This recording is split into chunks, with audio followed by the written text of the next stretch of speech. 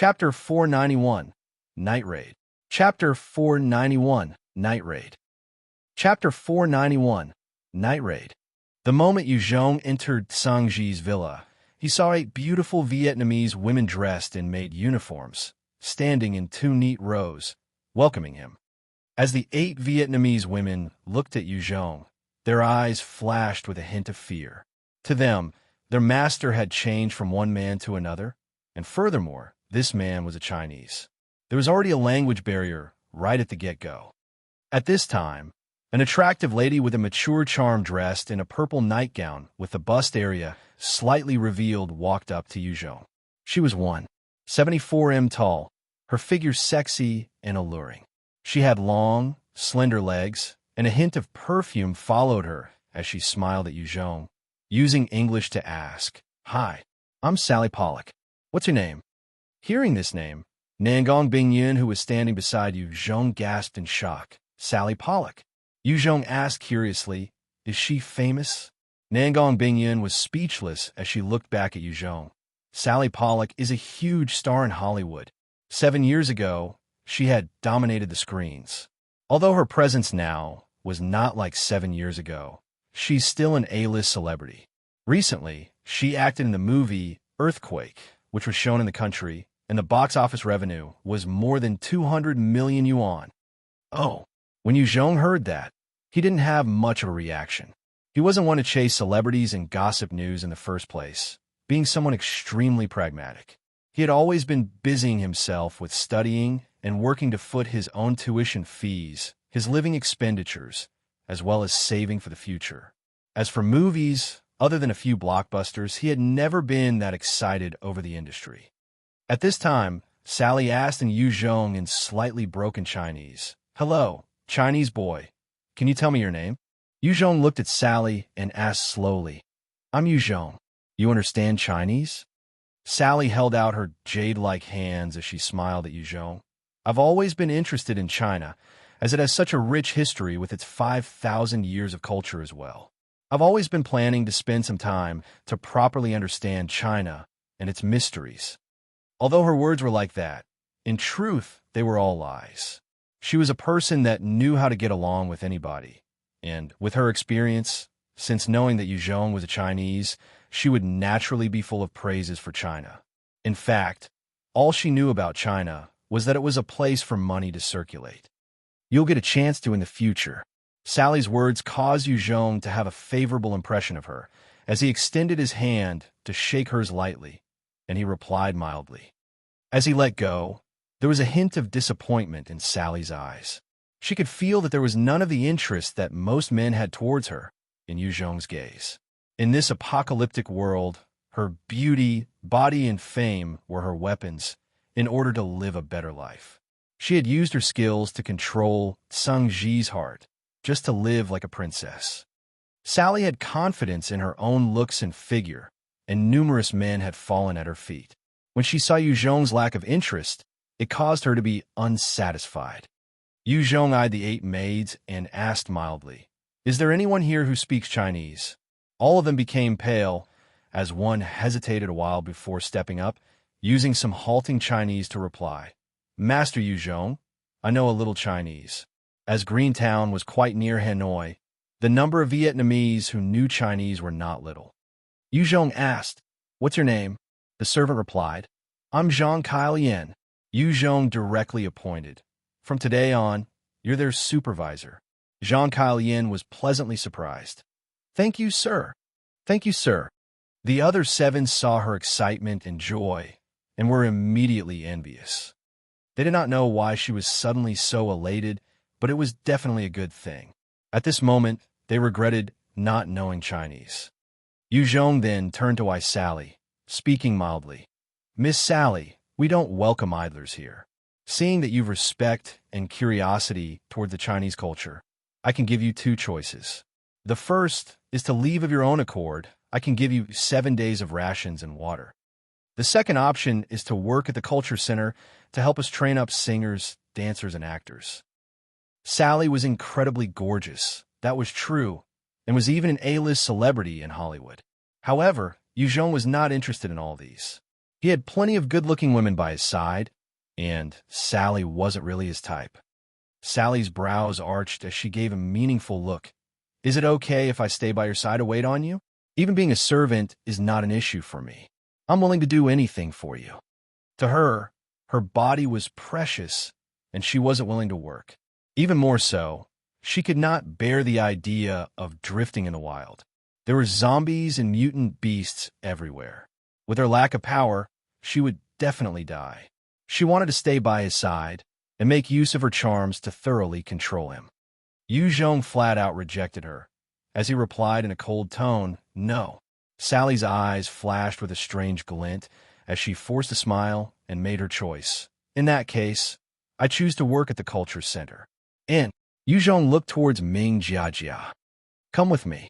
Ming Jiajia eyed Sally coldly before leading her out. Yu Zhong then went and sat himself down on the sofa. Zhang Kailian quickly went to brew 2 cups of tea and placed them in front of Yu Zhong and Shangguan Bing Xue.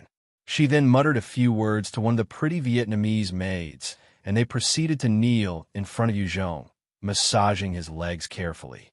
Sung Ji liked looking as these beautiful young ladies waited on him gently. Zhang Kailian had decided to wait on Yu Zhong like the way she used to for Sung Ji. Yu Zhong looked straight at Shangguan Bing Xue and asked, what are your future plans? Shangguan Bing Xue looked back at him with a sweet smile. Leader Yu Zhong, I wish to bring men to join you and support your cause. I can speak Vietnamese, English, Thai, and Japanese. Furthermore, I have taken on responsibilities as part of a consortium over at Guangxi once. I think I should be well qualified to assist you. Shangguan Bing Xue was not just a flower vase. Although she had gotten to where she was due to her family's connections, she truly had the capabilities and was well-versed in 4 different languages. It goes to show that she was truly intelligent. These scions of the higher class of society were usually born with better conditions, and the moment there was someone extraordinary that emerged from them, they would also possess a different level of outlook and vision than most others. Yu Zhong mulled over for a while before asking, I'll assign 200 Vietnamese to you. Will you be able to control them?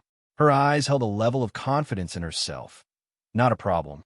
Yu Zhong was also infected by her level of self-confidence, and he directly replied, Good. Then I shall assign 200 men to you. His hands were currently full, and trying to control all the Vietnamese was extremely difficult. The moment things went slightly awry, they would immediately retaliate. It gave him a major headache. After all, he was Chinese, and it was hard for him to gain their recognition. Shangguan Bing Xue then took the initiative to ask Yu Zhong to send someone to monitor her. That's great. I hope that you can send some people to direct me as well. Yu Zhong agreed. Yes. After gaining his consent, Shangguan Bing Xue quickly left the villa. She wanted to get to work to obtain the strength from Yu Zhong. On the surface, the situation of the town looked like it had stabilized, and with the flow of time, night gradually came. In the dark of the night, a number of black shadows crept towards Greentown. Very soon, there were over 100 black silhouettes, and they gathered together, making their way towards the direction of Greentown with the cover of the night. At the entrance of Greentown, there are 8 Vietnamese soldiers patrolling. Although there were 8 of them, they had only 1 gun, with only 3 bullets. The rest were wielding sabers. Yu Zhong could not trust these soldiers that had just submitted. As the 100 black silhouettes got closer to Greentown noiselessly, at a distance of about 20 m, one of them stepped on a patch of earth. Following a huge explosion, the man was directly blown to bits by the landmine buried underneath. Enemy attack! Enemy attack!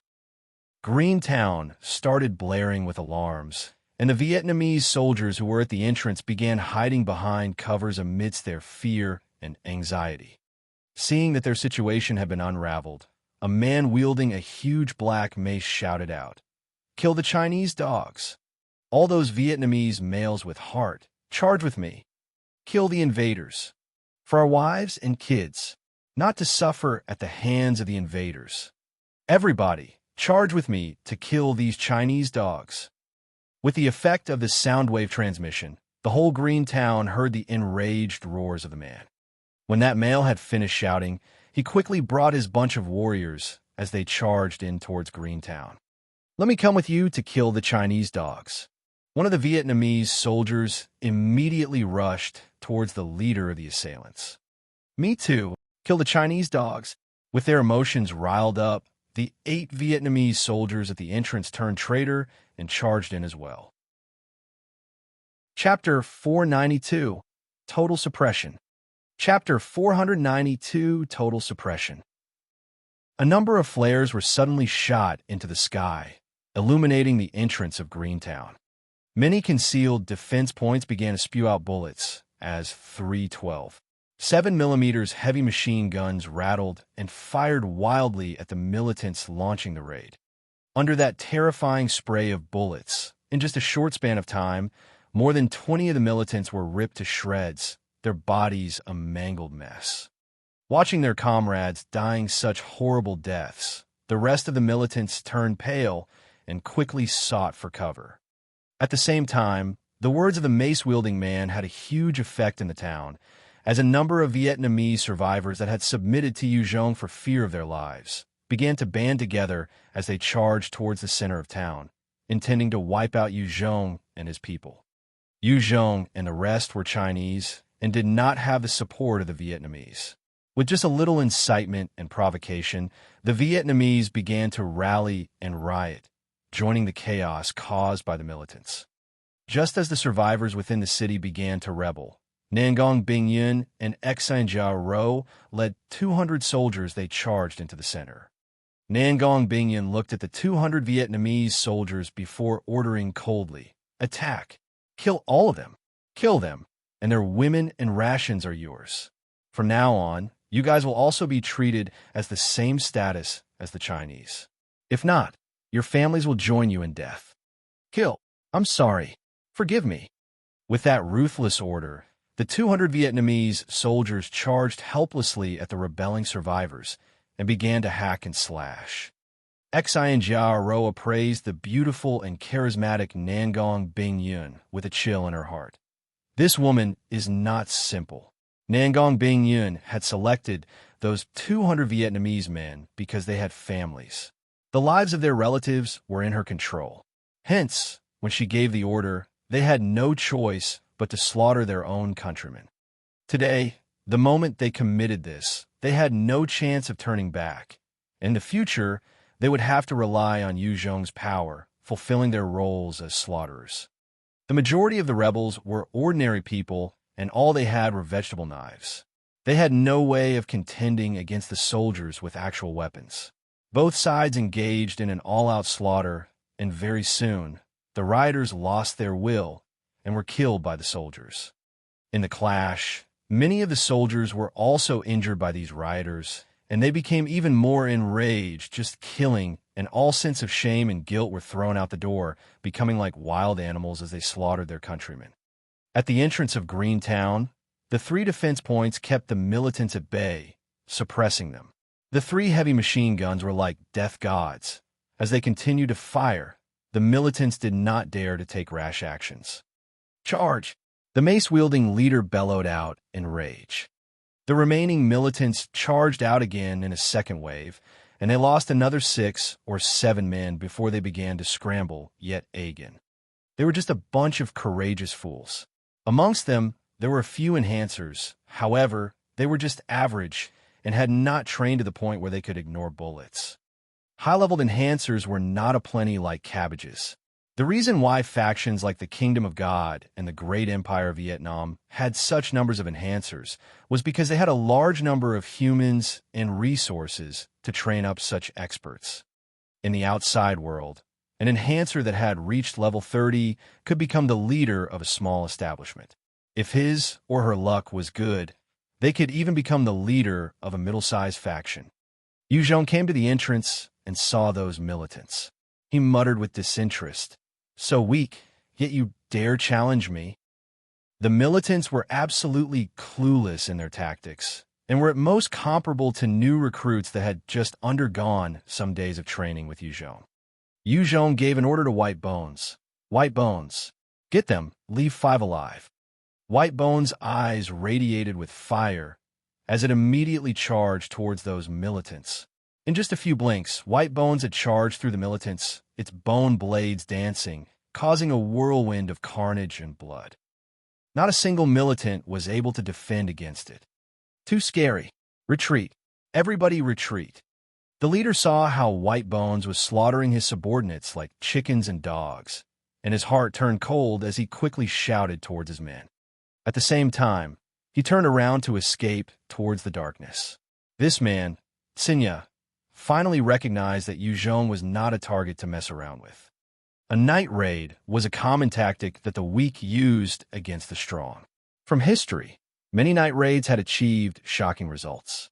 When Xinya heard that Green Town had switched owners, he had assembled his subordinates at the first moment, hoping to eradicate the Chinese who had yet to reinforce their rule and take over the town.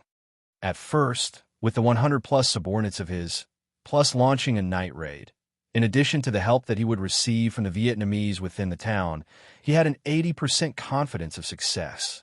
However, the one factor he failed to consider was that Yu Zhong was actually incredibly powerful, more than he could imagine. He had also overestimated the strength of his own troops. The 3 heavy machine guns were enough to totally suppress them. After all, they were death-fearing humans, not zombies. Bai Xiaosheng saw that the militants were about to retreat, and he got restless, bringing his 10 subordinates and rushed off into the night. Let me have some fun as well. In the dark of the night, Xinya ran frantically. He had expended all his strength, but close behind him, Whitebones was like a demon that chased without tiring, its eyes flashing with a cold light. He's too overbearing. Xinya's eyes flashed with a mad light as he activated his skill, explosive strength, and turned around suddenly to face off against Whitebones, swinging his mace viciously. Whitebone's speed was vastly superior to Xinya, and in just a short step, it had disappeared from its original location. When Xinya's attack met air, he was filled with shock.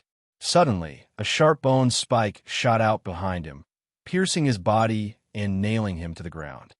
Xinya felt the sharp pain and immediately screamed out in Chinese, "Don't kill me!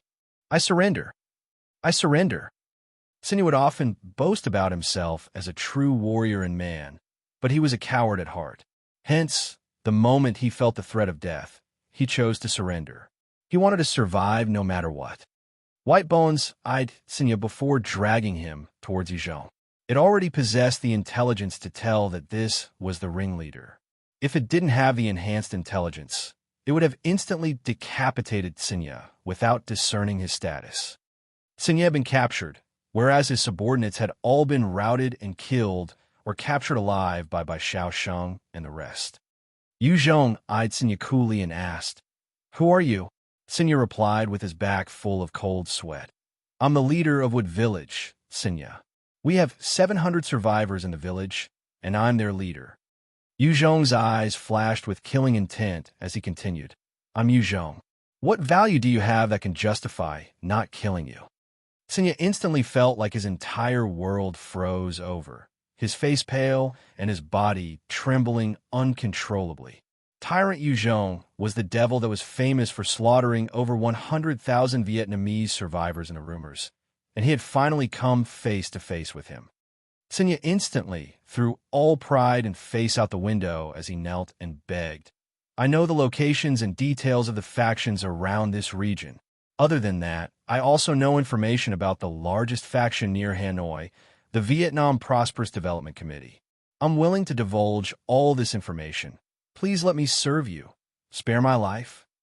Seeing the image of Xinya now, it would cause one to be unable to reconcile the previous image of him hollering for the sake of the country.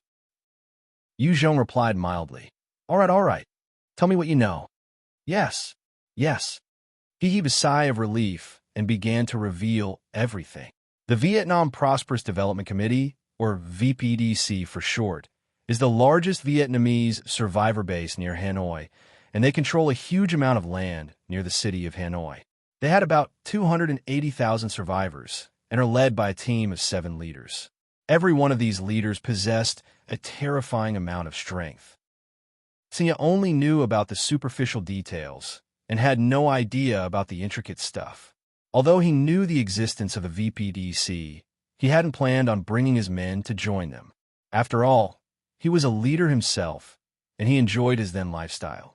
The moment he joined the VPDC, his base would definitely be swallowed by them. In the night, a blue-colored motorcycle roared through the darkness and appeared in front of a small town. There were 4 Vietnamese soldiers that immediately barked, "Who goes there?" for sharp bone blades whirred as they shot out in an instant, slicing the heads of the 4 Vietnamese soldiers off. The blue motorbike shot through the town, all the way till it came to a lavish villa. Yu Zhong leapt down from the motorcycle. Xia also came down from the motorcycle, his face pale as he stared at Yu Zhong, wide-eyed with fear.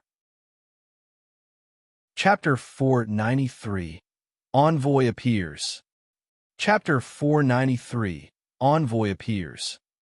Yu Zhong kicked out at the door of the villa, sending it flying.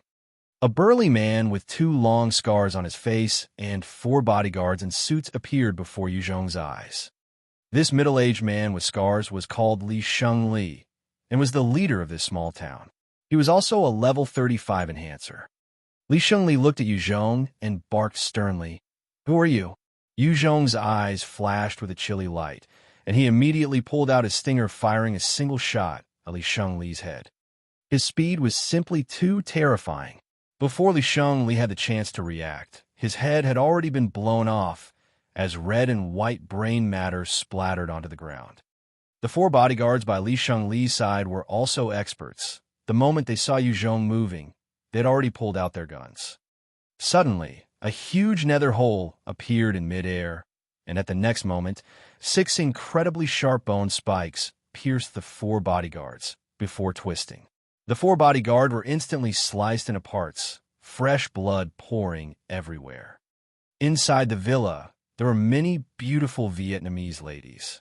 When they saw this cruel scene, their hearts were filled with fear, and they cowered, not daring to raise their heads. Xia walked to the scar-faced man, and his eyes were filled with a complicated gaze as he confirmed, "Leader, this man is truly Li Shengli, the leader of Ongyang Town." He noted the outcome of Li Shengli, his heart beating with fear. If he had continued to resist Yu Zhong, he might have met with the same ending. Yu Zhong eyed the corpse indifferently and said, "Got it. Go and spread the news of his death." Xia did not dare dally as he replied hastily, "Yes."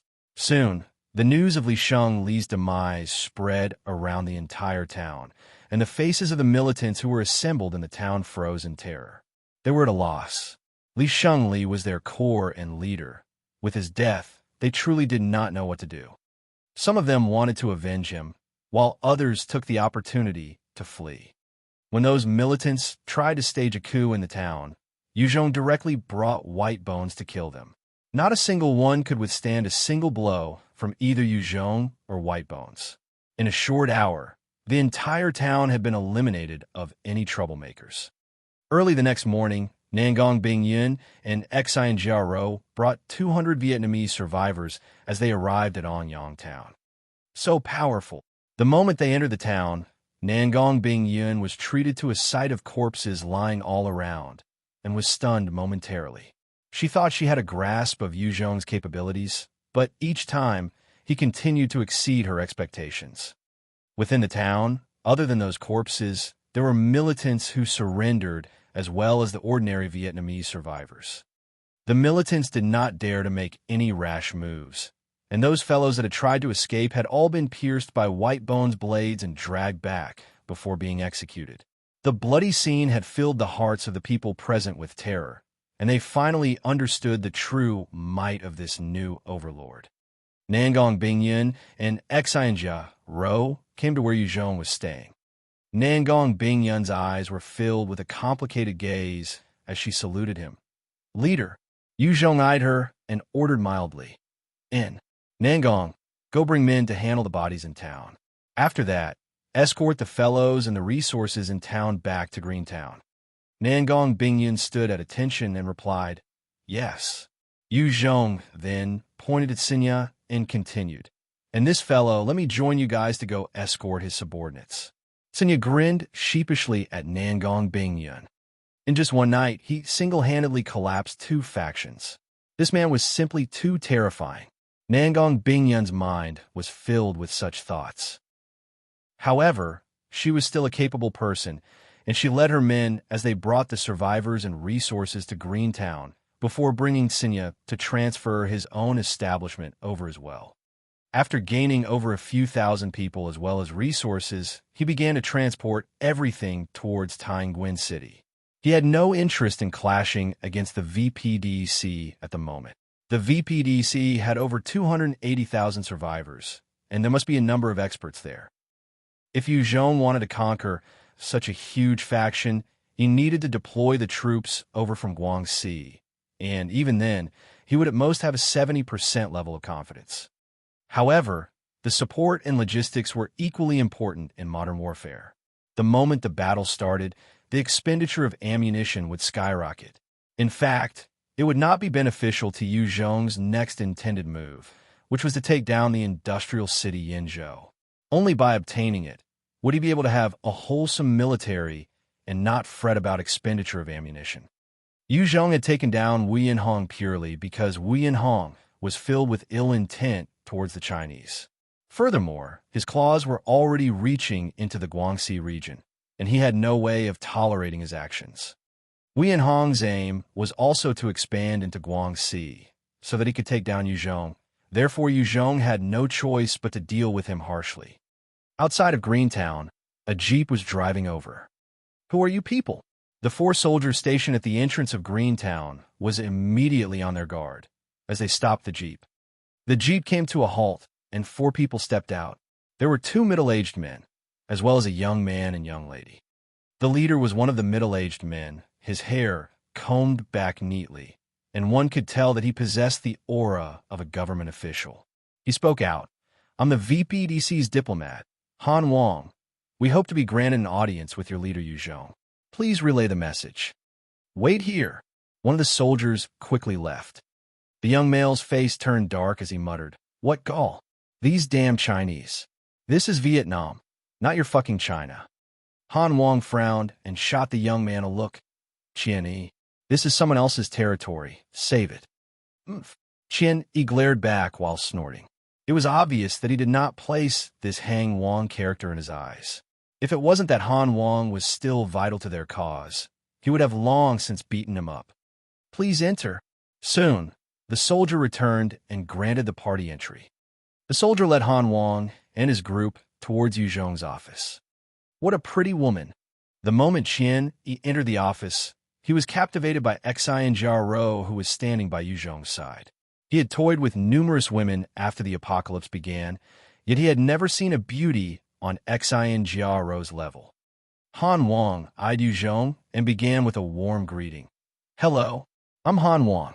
You must be leader Yu Zhong. I am honored to meet you." "Yes, it's me, Yu Zhong." Yu Zhong looked straight at Han Wang and asked directly, "Han Wang, whatever it is you have to say, just say it. I'm really busy at the moment. If there's nothing important, please leave." Yu Zhong was currently extremely tied up. There were simply too many things he had to handle.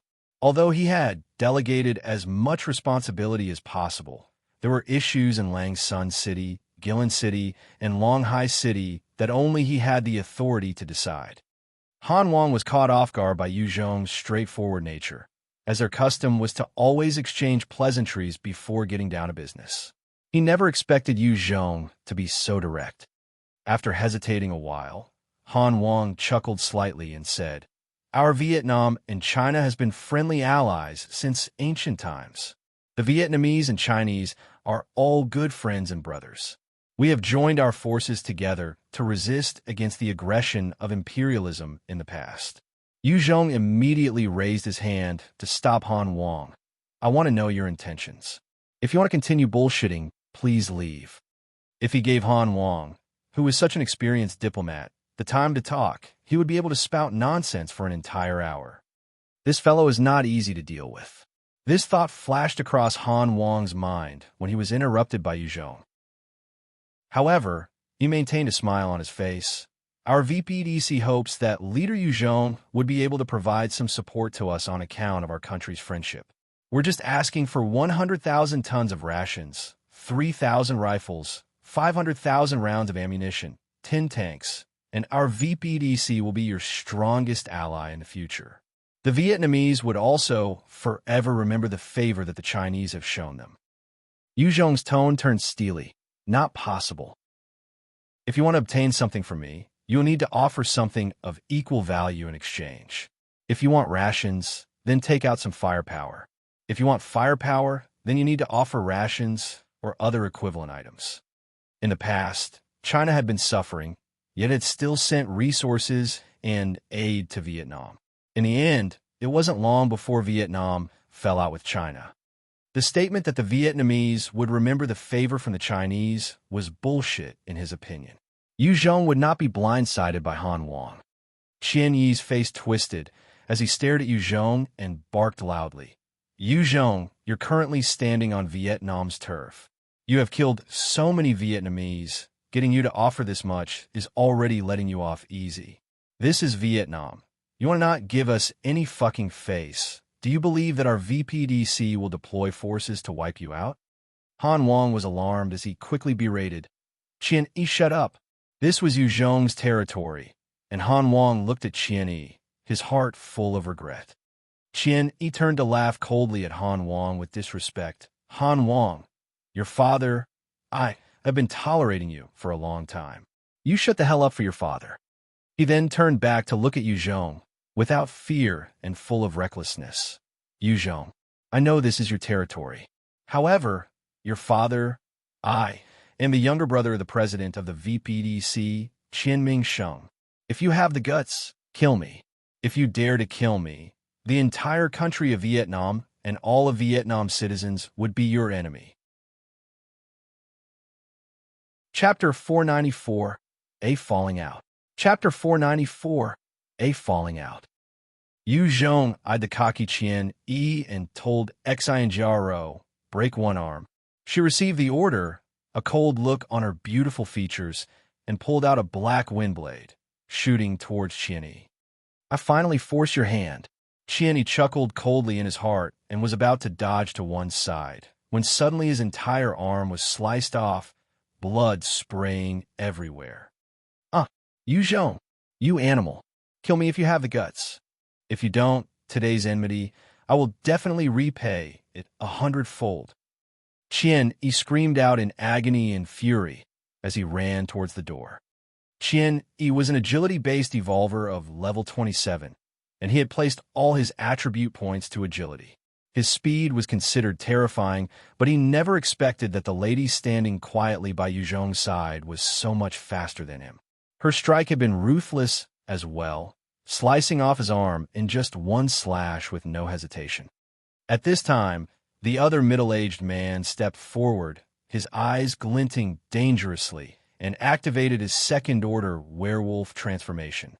He instantly shifted into a 2.5 tall monster with sharp claws. This man was in charge of protecting Qian Yi. At the same time, his other responsibility was to kill Yu Zhong if negotiations fell through. In close-quarter combat, the werewolf truly had a huge advantage. After turning into a second-order werewolf, the man disappeared from his spot in a flash and lunged for Yu Zhong. The pretty young lady by Qian Yi's side also pulled out a dagger, rushing forwards for Yu Zhong in a flash.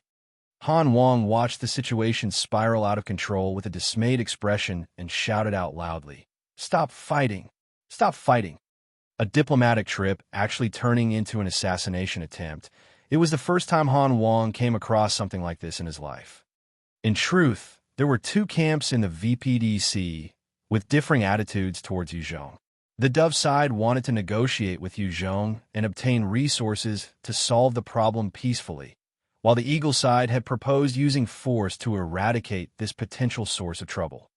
After an intense debate, the VPDC had decided to send an envoy to negotiate with Yu Zhong. Other than Han Wang, the rest were given a special mission, which was to kill Yu Zhong the moment they got a chance to. Yu Zhong's pupils narrowed as he shot back explosively, at the same time activating the Art of Fear on her. A sudden spirit blast enveloped the female assassin, causing her to faint instantly. Yu Zhong's spirit was incredibly high. If one didn't possess enough spirit defenses or treasures, agility and strength enhancers would find it hard to defend against his Art of Fear. At the same moment when Yu Zhong was casting the Art of Fear, the werewolf assassin had already appeared by his side, both claws streaking towards Yu Zhong with a faint afterimage trailing behind. Yu Zhong activated his shadow steps and shot to one side. The werewolves strike mid-air, but the sharp claws caused long gashes in the ground. The eyes of the werewolf enhancer flashed viciously, seizing the chance that Yu Zhong was retreating and lashed out with a violent kick. The speed of the kick was swift, and Yu Zhong was forced to raise his left arm to block. A huge force resulted from the clash, causing him to be sent knocking into a wall. With the shadow steps, Yu Zhong's speed had long since surpassed the Type 2 lightning. Even then he didn't manage to block the blow from the werewolf. This was because the second-order werewolf could lash out explosively, and that speed was something that exceeded even Yu Zhong's expectations. Without losing momentum, the werewolf tapped the ground lightly and shot towards Yu Zhong again. As the werewolf reached Yu Zhong raised his stinger and fired 6 times consecutively. While the werewolf was quick, Yu Zhong's speed wasn't to be underestimated as well. Coupled with his marksmanship, which through much practice was equally swift and lethal. The werewolf strived to dodge all of them, but was still shot in the shoulder by one of the bullets, causing a 3mm hole. His recovery ability was frightening, though, as right after it was wounded, the bullet hole stopped bleeding fairly promptly. The werewolf then leaped forwards about 5 or 6 meters, tolerating the pain, and slashed at Yu Zhong viciously. Yu Zhong instantly retaliated by casting the gravity manipulation, as a twofold gravitational force pressed down on the werewolf, causing his movements to slip. Yu Zhong then pulled out his crocodile tooth saw blade and swung it at the werewolf's body. If the strike connected, the werewolf would be immediately sliced in half. Knowing that, the werewolf's eyes flashed with a mad light as he swung out with a claw, attacking Yu Zhong's body. Suddenly a bright shield appeared in front of Yu Zhong with flash of light, blocking that hit. Yu Zhong's strike managed to connect with the werewolf's body. The reaction of the werewolf was truly top-notch, and it immediately retreated backwards, dodging that fatal blow. However, that slash from Yu Zhong managed to cause a deep gash on the werewolf's body, as a huge amount of blood began to pour from the wound. Just as the werewolf wanted to escape, a nether hole appeared in midair, and white bones shot out its maximum of 10 sharp bone spikes at the werewolf. The werewolf quickly lashed out and blocked the majority of the incoming projectiles. However, one managed to slip past his defenses and pierced his body, nailing him to the ground. Yu Zhong then directly pulled out the stinger and calmly aimed at the werewolf. A huge sense of danger rose in the werewolf's heart, and he immediately shouted out without care for his pride. "I surrender! Don't kill me! I surrender! I'm willing to submit. Spare me. This guy sure is something else." Yu Zhong gazed at the werewolf nailed to the ground, and his eyebrows raised. He never expected someone this shameless could become a second-order expert. He ordered coldly, "Cancel your transformation. Otherwise, you can go to hell." The werewolf quickly deactivated the transformation, turning back to his middle-aged appearance. He had a look of fear and apprehension towards Yu Zhong. For those transformation types of abilities, the moment they were canceled, their actual strength would decrease as well. In a short span of time, even if they transformed again, they wouldn't be able to gain the same attribute boost like the first time. For this man who had canceled his transformation, Yu Zhong could find any expert over level 30 to play with him to death. Xi and Jia brought Qianyi over, who had both his arms removed, and asked, "Master, how do you want to deal with this person?" Qianyi stared at Yu Zhong with a venomous look and threatened, "Yu Zhong, if you have the guts, kill me. The VPDC would definitely not let you off." Qianyi's main motive had been to incite trouble between them and the VPDC. However, he had been too arrogant and wrongly estimated Yu Zhong's reaction as well as actual strength. Hence, he had ended up in such a situation. Han Wang's face was pale as he came up to Yu Zhong and pleaded, "Leader Yu Zhong, please, you can't kill him. If you do, the relationship between you and us would be irreparable. Please don't kill him." Han Wang was the most diplomatic person within the VPDC, and he didn't wish to see the VPDC and Yu Zhong's faction to have an irreconcilable enmity. If both parties were to fight, the death count would be high. Yu Zhong eyed the man who could transform into a werewolf and asked, "What's your name?" The werewolf enhancer replied honestly, "I'm called Chen Luo." Yu Zhong pointed at Qian Yi and spoke coldly, "Chen Luo, kill him. From now on, you're my man. Otherwise," Chen Luo's eyes flashed coldly, and he hesitated a while before gritting his teeth and walked towards Qian. "I'm sorry, young Master Qian. I need to live as well." Qian looked at him with a look of contempt and spat, "Hey, you damned ingrate. One day, you'll be killed by this Chinese dog. I'll go first and wait for you in hell." Chen Luo did not dodge and allowed the spit to land on his body before he reached out with his huge hands and grabbed Qian Yi's neck. He then quickly twisted. With a loud kacha sound, Qian Yi's neck was broken and the light in his eyes dimmed. "It's over." Han Wang looked at the dead Qian Yi and his heart fell, knowing that there was no point of return. He looked at Yu Zhong, his face pale, unsure of what was next. Yu Zhong had killed Qian Yi, and naturally would not care if he killed Han Wang as well. Han Wang wanted to live. Yu Zhong turned to look at Han Wang, saying indifferently, "Han Wang, go home and tell Qinming Sheng. I don't want the VPDC as my enemy, but if they want to provoke me, don't blame me for whatever happens then. Go back. I will definitely convey your words." Han Wang heaved a sigh of relief and turned to leave. After Han Wang left, Yu Zhong immediately ordered Chen Luo, "Chen Luo, tell me everything you know about the VPDC." "Yes, leader." Chen Luo had already betrayed the VPDC and had no burdens on his heart. He began to reveal all the information he knew about the VPDC to Yu Zhong, allowing him to understand the situation. There were a total of 7 leaders within the VPDC, the president being Qinming Sheng. Other than the president, there were 6 vice presidents. They were Chen Shu, Yao Lihua, Fan Shan, Ming Weihe, Mu Xiong, and Gue Jing. Every one of these 7 leaders had at least 1,000 subordinates each under them, and they were all powerful evolvers in their own right. Chapter 495, Viscous Undercurrents. Chapter 495, Viscous Undercurrents. The VPDC was made up of 7 factions that came together as an alliance, and when they joined forces, they had a troop that was over 10,000 strong. In the Hanoi area, the VPDC was basically the strongest establishment. It was because Qian Yi had such a backing behind him that he became arrogant. He was like this in front of many smaller factions. However, the VPDC had their own issues as well. They had people, but a lack of weapons. Even after joining forces, there were only a total of 2,000 rifles and a few other light weapons. The VPDC had a total of 200,000 survivors, but they didn't always have this number.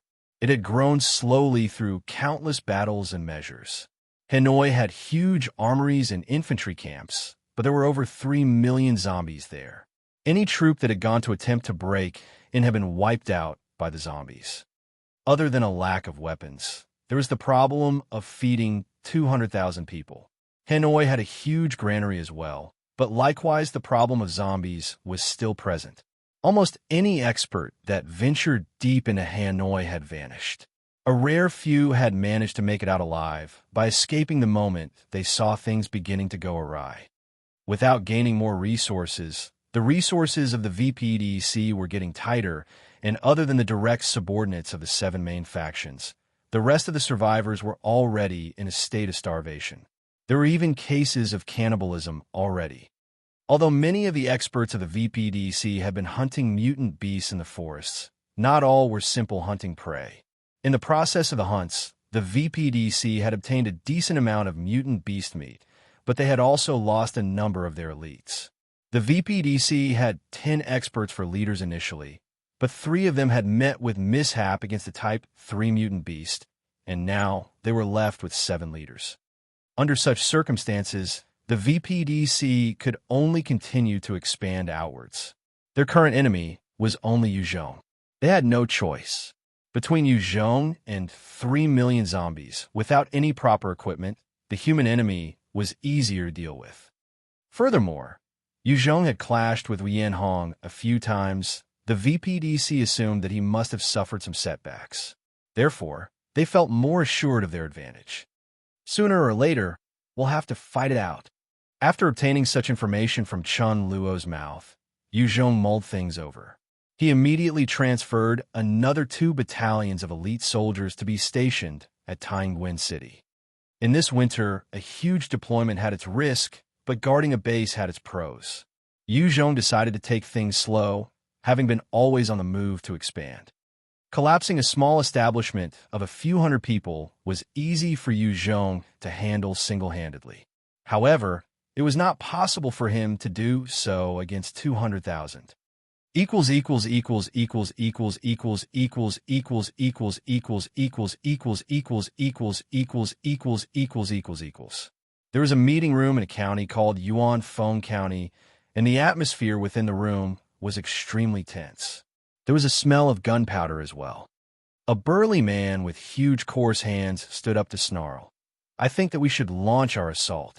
Wipe out that damned Chinese menace, kill his subordinates, and then chop off his head to be used as our toilet bowl.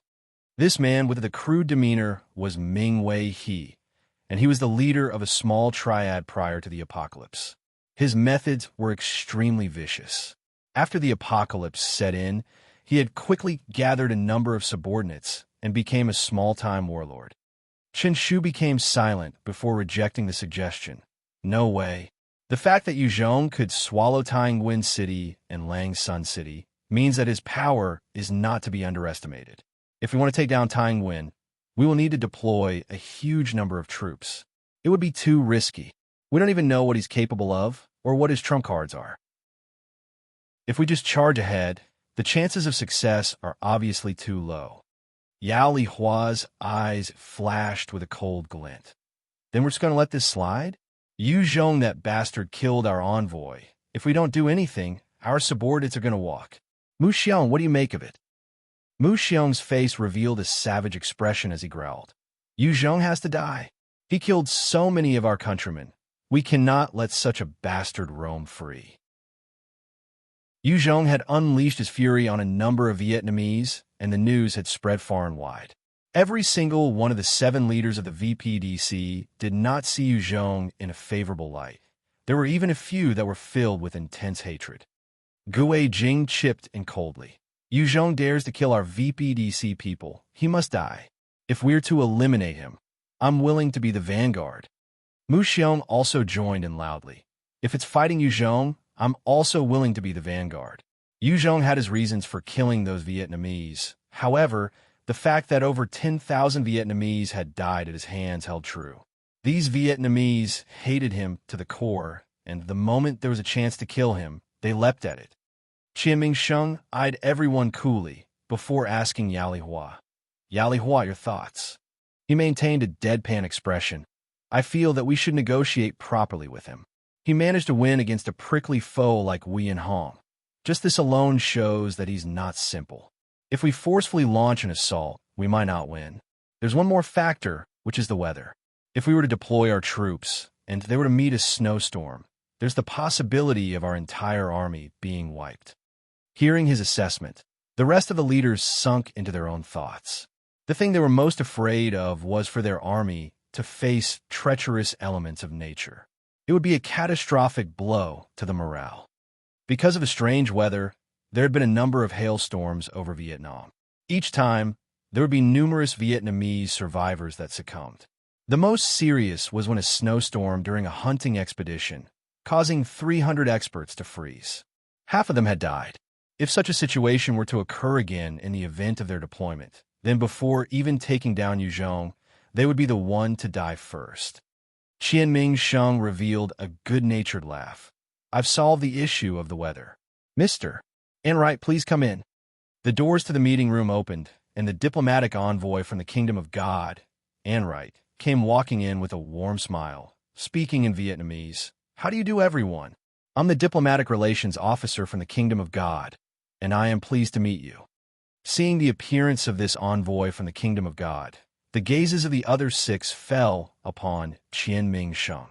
He chuckled lightly and said, The Kingdom of God has given us accurate data about the weather through their satellites. Furthermore, they have decided to assist us with 2,000 rifles, 30,000 rounds of ammunition, 50 heavy machine guns, 50 cannons, 100 RPGs, and 1,000 RPG rounds. For real? Hearing those words, the other leaders became excited. If the Kingdom of God were to really provide them with the aforementioned equipment, then their combat ability would increase dramatically. Mu Xiong immediately responded passionately. President, I want 500 rifles, 10,000 rounds of ammunition, 10 heavy machine guns, 10 cannons, 20 RPGs. My Changsheng army will take the vanguard role. Gue Jing snorted coldly. Humph. Mu Xiong, just you alone, and you want 25% of the equipment. Your appetite is too big, eh? Mu Xiong scolded. Fuck. If you're willing to be the vanguard, I will definitely not have any issues with you taking those equipment. Gue Jing immediately replied. Fine. My Wansheng army is willing to take on this responsibility. We want 25% of the resources. In this world, military might and ration were the most sought after. With regards to men, as long as one had enough rations, it would be easy to recruit a number of people. Gue Jing was not afraid of losing men. As long as his core brothers did not die, he could easily regain the same amount of help. Ming Weihe's eyes also flashed with an intense glint. I'm willing to be the vanguard. Give the 25% to me. For the sake of the allocation of resources, the leaders of the VPDC soon got embroiled in a heated discussion. Enright's face was still wearing a smile as he watched the commotion, although he laughed coldly in his heart. A bunch of ignorant monkeys. Just a little amount of firepower, and it's enough for you to squabble like that. You guys are at most fit to be a pawn of our Kingdom of God. Yao Li Hua did not participate in the argument. Instead, he kept silent before asking Enright, Mr. Enright, since the Kingdom of God is actively providing us with aid, what are your conditions? Within this meeting hall, only Qianming Sheng and Yao Li Hua did not participate in the bid for resources. Hearing his words, the rest who were still arguing immediately quietened down and looked towards Enright. Having undergone many years of development, the Vietnamese had seen their fair share of things. They also knew that the foreigners could not be trusted, and not a single foreign establishment was foolish. In a world where rations and military resources were treasured items, the Kingdom of God had actually taken the initiative to provide aid. There was definitely a catch. Seems like there's a monkey that can think. Enright gazed at Yao Li Hua and chuckled lightly. General Yao, Yu Zhong has gone back on his agreement with the Kingdom of God and has breached our trust, even attacked our people. The enmity between us is deep, and the Kingdom of God shares the same enemy as you. Enright continued. In order to respect the sovereignty of Vietnam, it's not right for the Kingdom of God to deploy our troops just like that. Hence, we can only offer to work together with you guys to wipe out Yu Zhong, who is an invader and a butcher who has killed thousands of innocent people.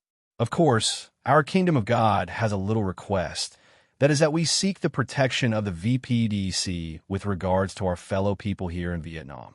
At the same time, we hope to establish a partnership with you guys, where both sides get to trade on equal footing. Chapter 496, The VPDC Attacks. Chapter 496, The VPDC Attacks. Hearing the explanation from Enright, the leaders present got an understanding. They had known about Yu Zhong viciously backstabbing the Kingdom of God, causing them to suffer greatly. Hence the hatred was understandable. They also thought that the free trade was the true goal of the Kingdom of God. However, the VPDC did require free trade as well. If they engage in trades with the Kingdom of God, then they could quickly expand in this world. Hearing Anright's explanation, the leaders began arguing over the distribution of the resources again. In this world, strength was everything. Qianming Sheng could be the president was precisely because he commanded the strongest troops in a VPDC. Yali Hua's eyebrows arched before he frowned and sunk back into silence. He couldn't help feeling that something fell off. Anright's face was wearing a smile, but he chuckled coldly in his heart. Bunch of fools, please die for us first.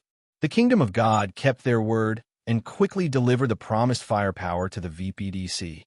After obtaining the military resources and distributing them to their respective units, they began to deploy their troops towards Taiyuan City. The VPDC were anxious as the pressure to feed 280,000 was weighing on them. Even supporting their own troops was starting to cause strain. It would at most last for another month. They had two choices, one of which was to obtain some form of ration trade with Yu Zhong, the other, to defeat him entirely and obtain everything of his. Otherwise, Yu Zhong didn't need to act, and they would already start to collapse because of the shortage of food. On the road from Hanoi to Taiyuan City, 3 soldiers were currently concealed within a forest while observing the road. One of the soldiers continued watching, pulled out a can of meat, and handed it to a ferocious-looking soldier. "Captain, do you want some?" When the captain saw the can of meat, his eyes lit up. He immediately received it and took a piece of meat which stuffed it in his mouth. Type 2 mutant beast meat. "Old Wang, you sure have your ways. So much good stuff." The Type 2 beast meat cans were manufactured out of the various Type 2 mutant beasts. Ordinary survivors seldom get the chance to savor it. The Type 2 mutant beast meat could replenish energy, and most ordinary soldiers would find themselves in tip-top condition after eating it. The captain relished the entire can of meat and wiped his mouth. "That hit the spot.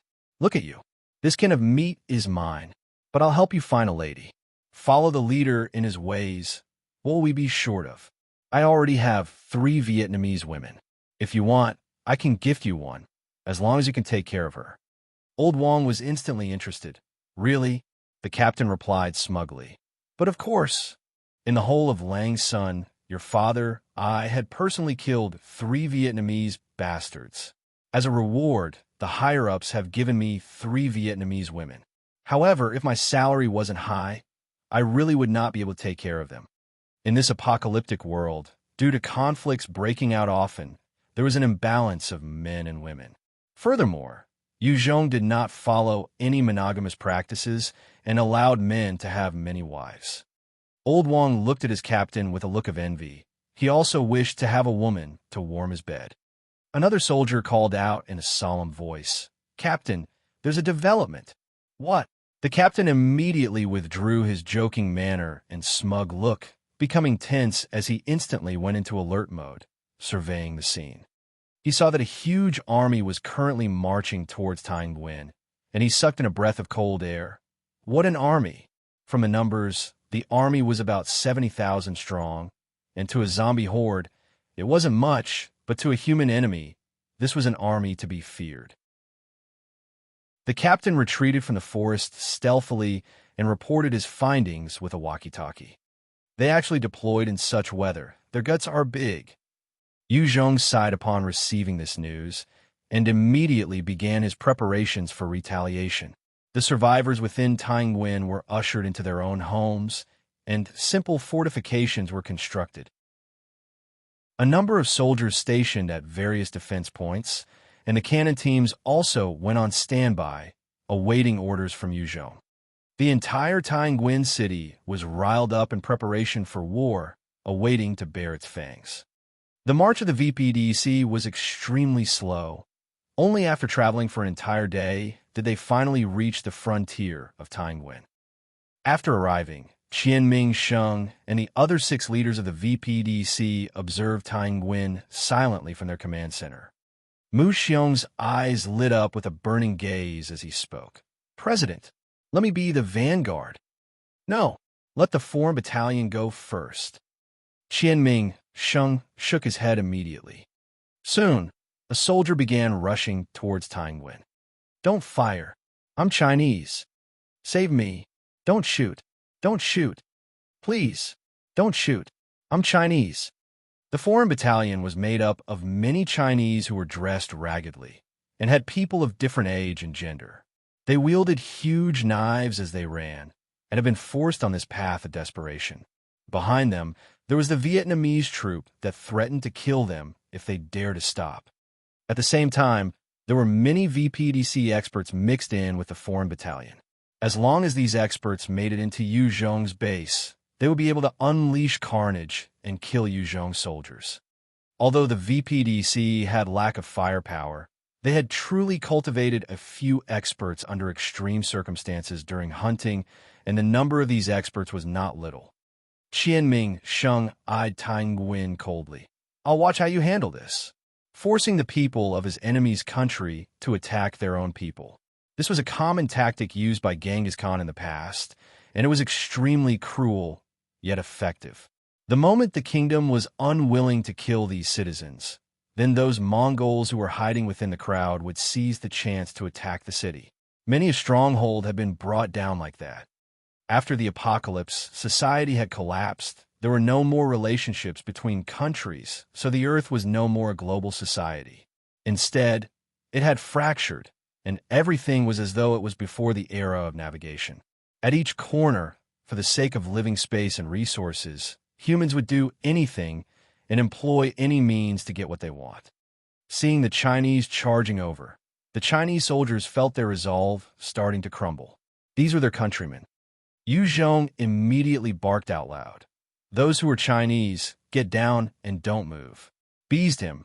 An enhancer made use of the sound wave transmission ability to send his words across the battlefield. Get down! Get down! Quick, get down! The Chinese soldiers in Tangwen City began hollering out. They knew the next order from their leader. After hearing those words, some Chinese chose to immediately dive to the ground. Some seemed to hesitate, while some continued to run towards Tangwen. The Vietnamese behind them were simply too terrifying. Open fire. Yu Zhong eyed the 2,000 people still running towards the city and barked coldly. He had already achieved a huge standing amongst his military, and even though many Chinese soldiers could not agree with his orders, they still obeyed and began firing out lines of fire.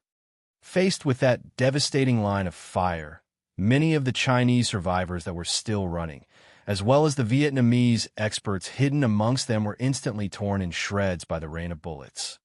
With the sweeping fire, many of the Chinese survivors began to wake up and quickly dove to the ground, not daring to move at all. After just a single volley of fire, there was no one alive left standing. The remaining Vietnamese experts had also laid on the ground together with the Chinese survivors, not daring to move. What a vicious fellow! He truly deserves his moniker as the tyrant. Qianming Sheng watched how easily the foreign battalion had collapsed and had a bad premonition. However, the arrow had left the bow, and if the army were to just retreat like that, within 10 days, their own VPDC would be the one to collapse. Mu Xiong, go and launch an assault. Qianming Sheng turned to Mu Xiong and ordered. Yes, President. Mu Xiong replied, a hint of excitement in his eyes. Soon, a force of over 6,000 people came marching out from the VPDC's camp. They were subordinates of Mu Xiong. He had initially started off with about 1,300 subordinates. However, through his glib tongue and attractive words, he had easily gained another 4,700 men. If it wasn't for the insufficient food, he could even recruit 10,000 without an issue. He shouted loudly to raise the morale. Brothers, that Yu Zhong hiding in Tangwen has killed over 10,000 of our brethren. He's a butcher and a demon. Now's the time to avenge them. I hereby announce, whoever is the first to breach Tangwen, I will present to him a full set of equipment. Not only that, I will raise that person till level 30, as well as award 1,000 gene of rice and 5 beauties. His rank will also increase by 3 ranks. On top of all this, he will get 3 days off. Kill, kill, kill. Under Mu Xiong's encouragement, the 5,000 soldiers became feverish, and they charged headlong towards Tang. Chapter 497, Probing Attack. Chapter 497, Probing Attack. The 5,000-strong Vietnamese troop lacked firearms. Most were just equipped with hacking knives. There were even some wielding vegetable knives. However, they were already forced by the harsh circumstances, and they could only forge on ahead. These soldiers wanted training but lacked training, wanted weapons but lacked weapons as well. All they had was their fiery passion and a brutal killing intent towards their enemies. Yu Zhong watched these incoming Vietnamese troops and ordered coldly, "Open fire!" The moment those 5,000 soldiers entered the range of Tang, countless bullets began firing, and in the rain of bullets, many of them were immediately killed and fell to the ground. Seeing their comrades dropping like dumplings, many of the warriors instantly lost their composure and fled, wailing in misery and fear. With the retreat of those soldiers, what left as a 5,000-strong troop returned as a 3,000-odd group, with over 1,000 casualties lying on the battlefield.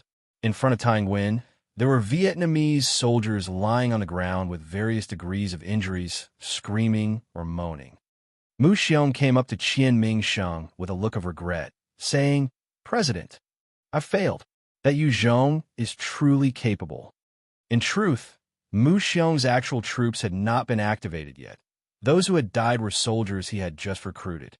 Seeing the strong firepower of Tang, Mu Xiong had felt his balls shrink and did not dare deploy his core strength. The direct subordinates of the 7 leaders were the core strength. They would not casually send them out. If their troops were wiped out, then their position would instantly plummet. Gue Jing remarked sarcastically, "Mu Xiong, how come you didn't send your direct troops? How is this considered a storm? Giving those supplies to you is truly a waste." Mu Xiong rolled his eyes and retorted, "Then you can have the resources. Go take your own troops and charge." Qian Mingsheng frowned and barked, "Stop quarreling." Gue Jing and Mu Xiong immediately quieted down, but they still glared daggers at each other. Qian Mingsheng was faced with a headache. The total number of people he brought was 80,000. However, the number that could actually fight was only about 10,000. Those with guns numbered 4,000. It was the first time he was actually commanding such a huge operation. Facing Yu Zhong, who had decided to sit defensively inside Tang, he could not think of any better ideas. He hesitated a while before turning to the military advisor sent by the Kingdom of God, Roman, and asked, "Mr. Roman, do you have any suggestions?" Roman immediately gave his recommendation. "General Qian, I think that with your combat strength, you should launch a frontal assault with all your troops.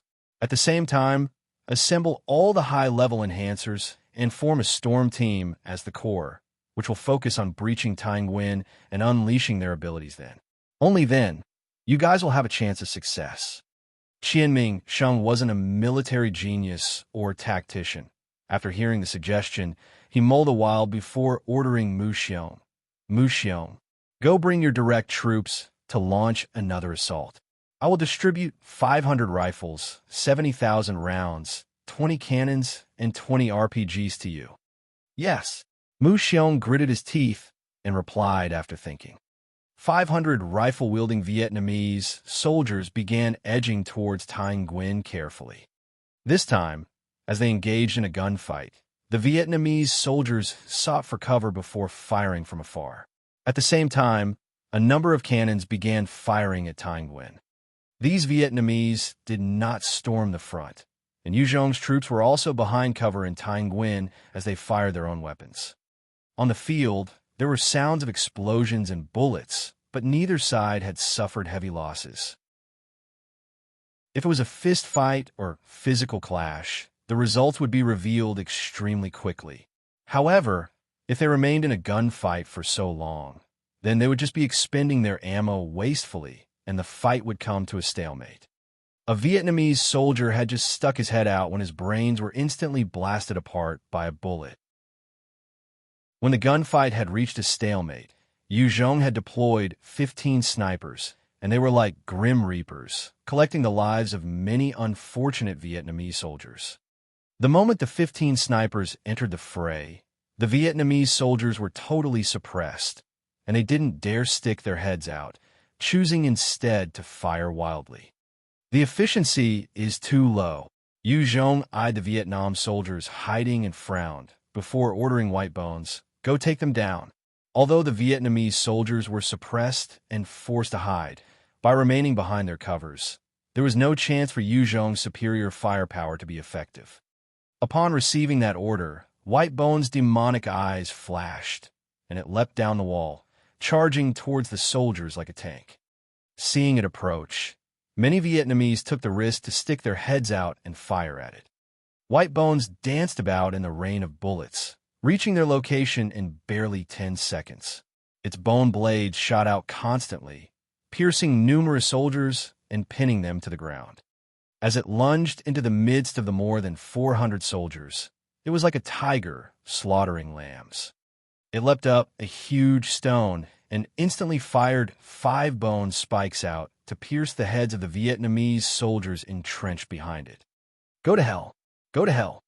6 agility-based enhancers appeared as they charged at White Bones while firing wildly. A dense barrage of bullets enveloped it, leaving no way to retreat. White Bones did not bother to dodge. In fact, as the bullets struck it, they just created loud sparks, ricocheting off. It raised its hand, and another 6 bone spikes shot out, piercing the heads of the agility-based enhancers. Fresh blood splattered everywhere. It then swung forcefully, throwing the corpses of the 6 enhancers to one side. After casually taking down 11 Vietnamese soldiers, White Bones disappeared from its location and appeared beside a particular soldier, slicing his throat. With White Bones rampaging about the Vietnamese soldier's location, blood sprayed everywhere. Not a single soldier was a match against it. Each time its bone blade flashed, a corpse would be left behind. After killing over 100 Vietnamese soldiers, they had begun to collapse and ran away from their cover towards the back. Yu Zhong's snipers took the chance to gun them down one by one. White Bones maintained its assault and pursuit for a long time before retreating. The VPDC had many experts after all, and even if White Bones was stronger than most of them, it would fall under a joint attack. It already possessed intelligence and could judge the situation for itself. Shit! Damn bastard! Mu Xiong watched his subordinates running back in terror, his eyes bloodshot. He had sent out 500 soldiers, and now only 278 returned, the rest having perished on the battlefield. This loss was a huge blow to him, and he was filled with fury and regret. Mu Xiong didn't really care if he lost 1,000 or even 2,000 ordinary survivors. However, those 222 soldiers were elites that he had trained up. With their deaths, his power was diminished by about 1/6. The rest of the leaders watched the retreat of Mu Xiong's subordinates quietly, their hearts overwhelmed with the pressure. These soldiers were the elites among the VPDC, but they had barely held out for 2 hours and were sent into collapse. A bad feeling arose in their hearts. Many began to regret, feeling that they should have gone for proper negotiations. However, after having finally gotten a taste of Yu Zhong's might, while many were feeling regret, not a single one mentioned retreating. They knew that this battle concerned the life and death of the VPDC. The moment they lost, they would collapse on the spot. Gue Jing frowned and came up to Qianming Sheng. "What now, President?" All the leaders of the VPDC looked towards Qianming Sheng, awaiting this leader of theirs to give the next order. They might have some form of conflicts amongst one another, but in such a critical juncture, they could only rely on Qianming Sheng. Qianming Sheng saluted everywhere as he ordered solemnly, "Convey my order. Everyone is to make their preparations. The whole army will launch an assault on Taiyuan. We can only press forwards, no retreat. They might have strong firepower, but we have powerful enhancers as well. As long as we get close, it will all be ours. Every one of you will pass me 30 experts that are over level 30. I will lead them to breach from the right. This will be our final stand. For the sake of our Vietnam, I'm pleading everybody here. Yes, got it. I'll settle it now. All the leaders were riled up by his impassioned speech and responded resoundingly. Roman's face wore an emotional smile, but he was laughing at them inwardly. Bunch of ignorant bumpkins. They're not even going to leave any reserve forces. If this charge were to fail, they'll really lose everything. Forget it. They're not military men after all. Having done up to this point, guess I'll give it to them. They do have some capable experts. Maybe they can help wear down part of Yu Zhong's strength. Under Qian Ming Sheng's orders, the 70,000-strong army began to move, and they charged towards Tainguin like a river that broke through a dam, looking extremely desperate to escape its bonds. Chapter 498. Crushing Defeat of the VPDC. Chapter 498. Crushing Defeat of the VPDC.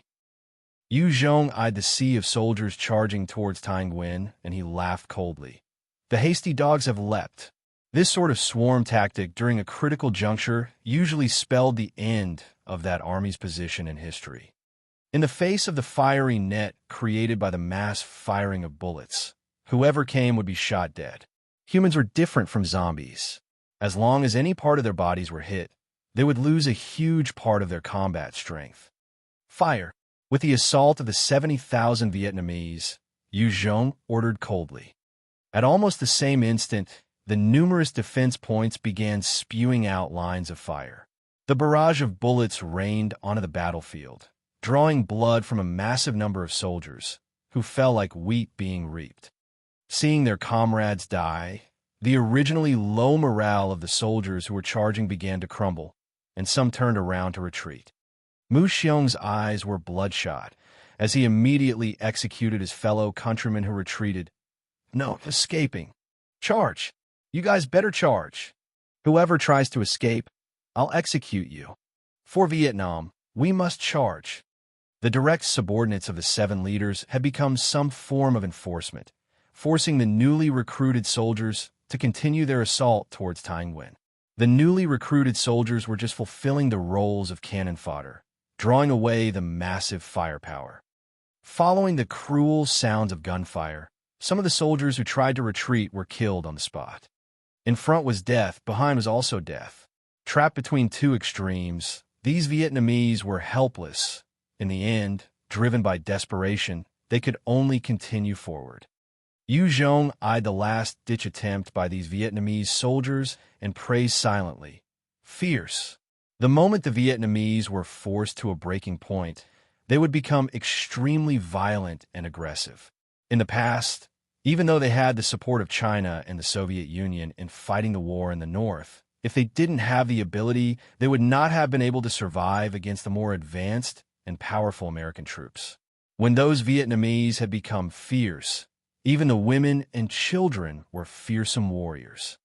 However, regardless of courage or bloodlust, flesh and blood were not a match against metal bullets. With the dense barrage of bullets, a large number of the soldiers fell in their own pools of blood. Although they were brave, these were just ordinary people who had not even received any form of training. With the bullets raining upon them, they could only muster a form of courage to face their death. Are those the elite troops of the VPDC? Yu Zhong stood atop a vantage point, observing the entire battlefield, when he suddenly saw a group of soldiers charging towards Tainguin, forcefully blocking the lines of fire. A huge number of bullets fired towards them, only to be forcefully redirected to a side. The troop continued its charge without stopping, not a single one of them suffering an injury. Fools!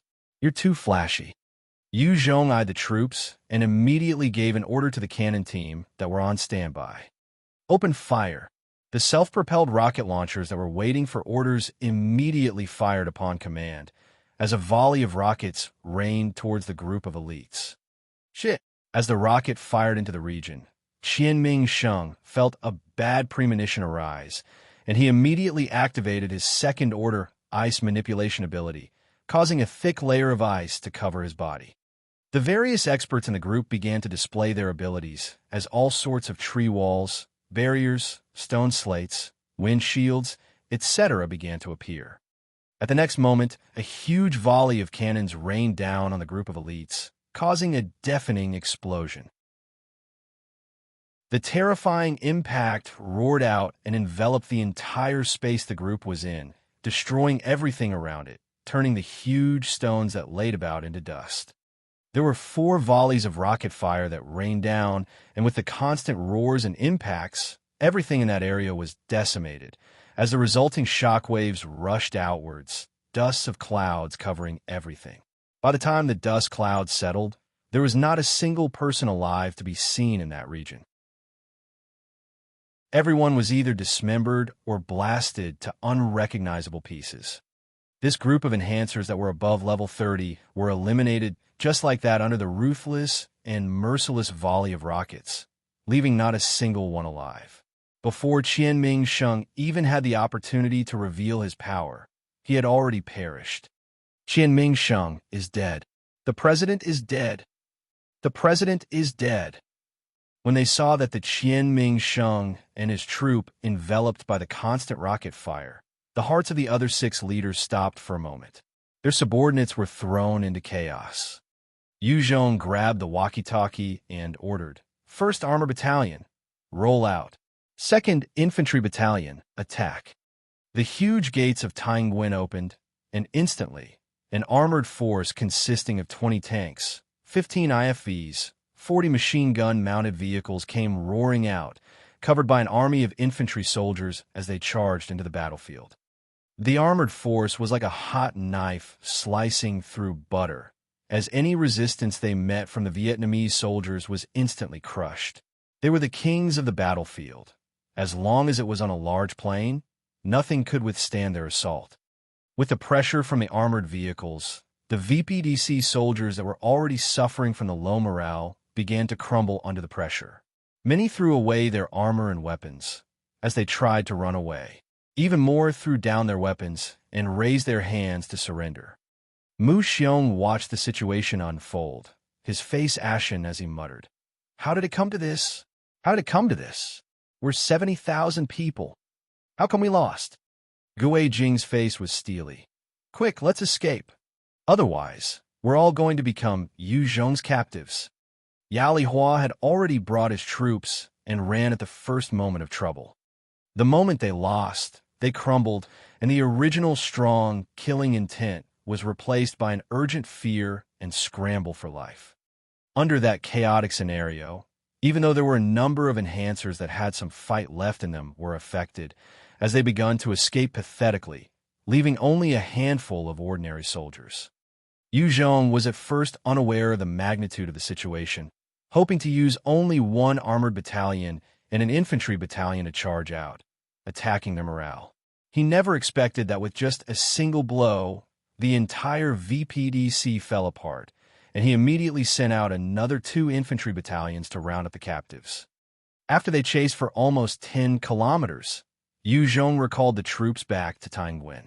In this battle, he had decimated over 10,000 Vietnamese and captured over 40,000 Vietnamese soldiers. He had suffered about 45 casualties on his own side, and these were a result of the counterattack from the Vietnamese that were being chased. The training, experience, and equipment of the VPDC were vastly outclassed by Yu Zhong's. If Yu Zhong had been the one to attack the VPDC, they might have been able to cause him some damage. However, the moment they decided to launch the assault, it spelled their downfall. After destroying the VPDC, Yu Zhong's troops began to clean up the battlefield. On the battlefield, all the injured Vietnamese soldiers would be killed by a strike. Even the corpses were not spared, just to be sure. In this apocalyptic world, rations and medicine were rare resources. Yu Zhong could not afford to waste such precious resources on the enemy. He would only spare his stock for his own people. The corpses of Yu Zhong's soldiers were then collected together and set on fire before their ashes were kept. If the situation called for it, they would not be abandoned. Otherwise, they had to be treated this way as a form of respect. As for their enemies, the corpses were given to Lightning and its little brothers as food. The mutant beasts had to eat as well after all.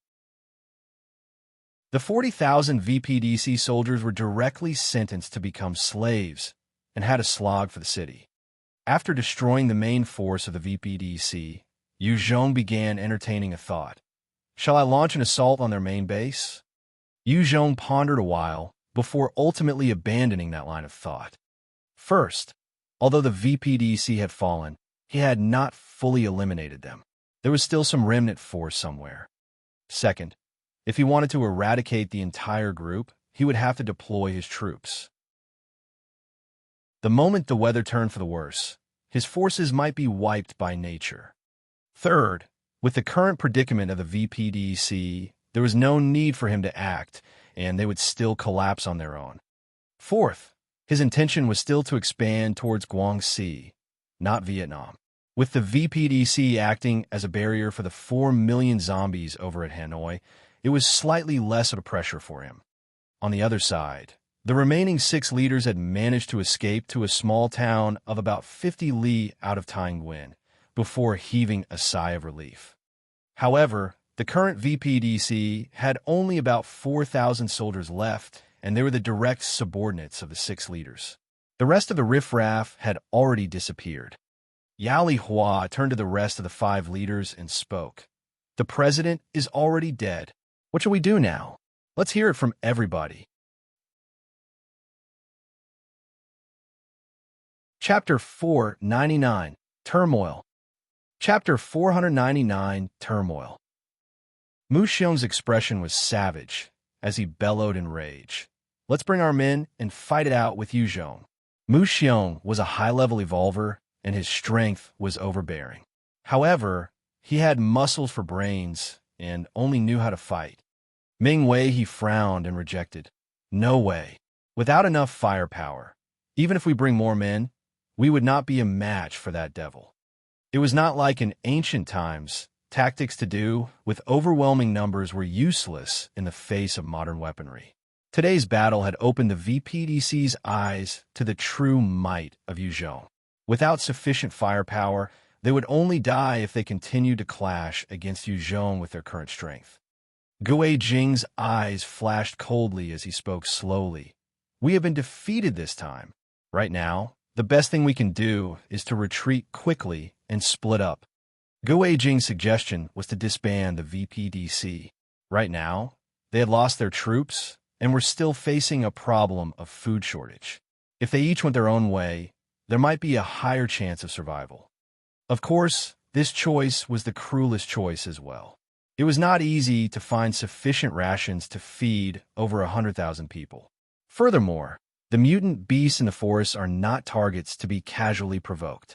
They knew very well that should the VPDC really disband and went their own way, out of those 100,000 survivors, only a handful would survive. It must be made clear that even hiding in the city, a single snowstorm could already claim the lives of over thousands of people. By hiding in the forests, things might become much worse. Unless they were fortunate enough to discover a hiding place that can shelter them from the adverse weather conditions as well. Chun Shu mulled over silently, before raising his head and spoke resolutely. No way. That option will cause many of our countrymen to die. These are our comrades. We can't give up on them so easily. Fan Shan had been silent all this while, as he observed the rest of the leaders, his eyes flashing with a strange glint. Gue Jing countered. Then what do we do about the rations issue? Are you going to find rations for them? Do you have the capability to find that much rations? As long as you can give a solution, I'll support you. You, Chun Shu glared at Gue Jing before he snorted and kept quiet. The ration issue was truly vexing. If it wasn't for it, the VPDC wouldn't have rashly launched an assault against Yu Zhong. They were truly in shortage of food. This time, Fan Shan, who had been keeping quiet, suggested, "Let's negotiate with Yu Zhong. What do you guys think?" When Mu Xiong heard Yu Zhong's name, his face instantly contorted in fury, and he yelled out, "No, not a chance. Yu Zhong is a butcher that had slaughtered our fellow countrymen. He's the devil. We can cooperate with anyone but him. Fan Shan, are you intending to betray our country and its citizens?" Gue Jing spoke up with a strange face. "I was just wondering how was it that our VPDC was defeated so tragically. Seems like there was a traitor within our midst." Ming Wei's face turned steely as he barked. Fan Shan, are you able to face our comrades who died? How can we bow to that invader? Are you really intending to betray your country? Chen Shu seemed as though he wanted to speak, but seeing the tense atmosphere from Mu Xiong and the other two, he decided to keep quiet. The 6 leaders of the VPDC were all powerful evolvers. Even if they hide in the forest, as long as they didn't meet any overpowered type 3 mutant beasts or those with special abilities, they would not die. Of course, the woods were still less safe than the city. Fan Shan's face didn't change, but he replied woodenly, "Since you guys are not in favor, forget it." Yao Lihua tried to mediate. "Leave it, guys. Everyone's just thinking for our country and people." Right at this time, 5 Vietnamese soldiers rushed into the meeting hall with urgent expressions. "Leader, we have something to report." Gue Jing and 4 other leaders were momentarily distracted by the entrance of those 5 soldiers. At that instant, Yao Lihua's pupils constricted as he pulled out a handgun and fired at Mu Xiong, not before casting his ability, Strengthened Bullet. A bullet carrying a terrifying force blasted Mu Xiong's head apart, killing this high-level evolver instantly. At the other side, a sharp dagger suddenly appeared in Fan Shan's right hand, and he activated his second order, high-speed movement, his entire person flashing like a shadow.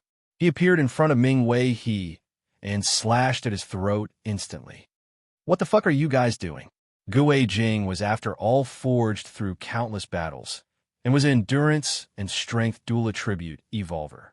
He was in shock and fury, immediately activating his second order turtle shell body, turning his skin into a thick, hardened layer that looked like a turtle shell. With its protection, Gue Jing's body could withstand even the impact from a 25mm cannon round. At the same time, his immense strength could allow him to blow apart a head with just his fist. Amongst the 7 leaders of the VPDC, he was the strongest in physical damage. At this time, the 5 soldiers that had rushed and turned on Gue Jing. Gue Jing's fist exploded on one of the soldiers' body, causing that soldier to instantly suffer a huge hole in his body. Gue Jing then flung his hand, tossing the corpse of the soldier towards the other 4. Yao Lihua prepared an enhanced bullet as he spoke to Chen Shu. "Chen Shu, our targets are Gue Jing, Mu Xiong, and Ming Wei. For the sake of our VPDC and the lives of our 100,000 countrymen, please lend us a hand." A number of enhanced bullets blasted on Gue Jing's toughened body, causing a number of bloody holes. Even with his second order turtle shell body, it could not fully withstand the might of the enhanced bullets. At the same time, Fan Shan was flitting without stop, the dagger in his hands slashing towards Gue Jing in unpredictable movements. So far he managed to cause sewn white scars, but not actually injuring him. To agility-based experts, those with high defenses were their bane. They had to maintain a high level of vigilance towards them. The moment they were not careful, they would be caught in their grasps and might be easily taken down in a single move. Gue Jing surveyed his surroundings for a moment before making a dash for the exit. He wanted to leave the place and escape from this massacre. The 4 Vietnamese soldiers charged at him, intending to impede him. Gue Jing's fist landed on one of them, causing his head to be smashed like a watermelon. He then grabbed another soldier and ripped him apart casually. Blood and inner organs splattered onto the floor.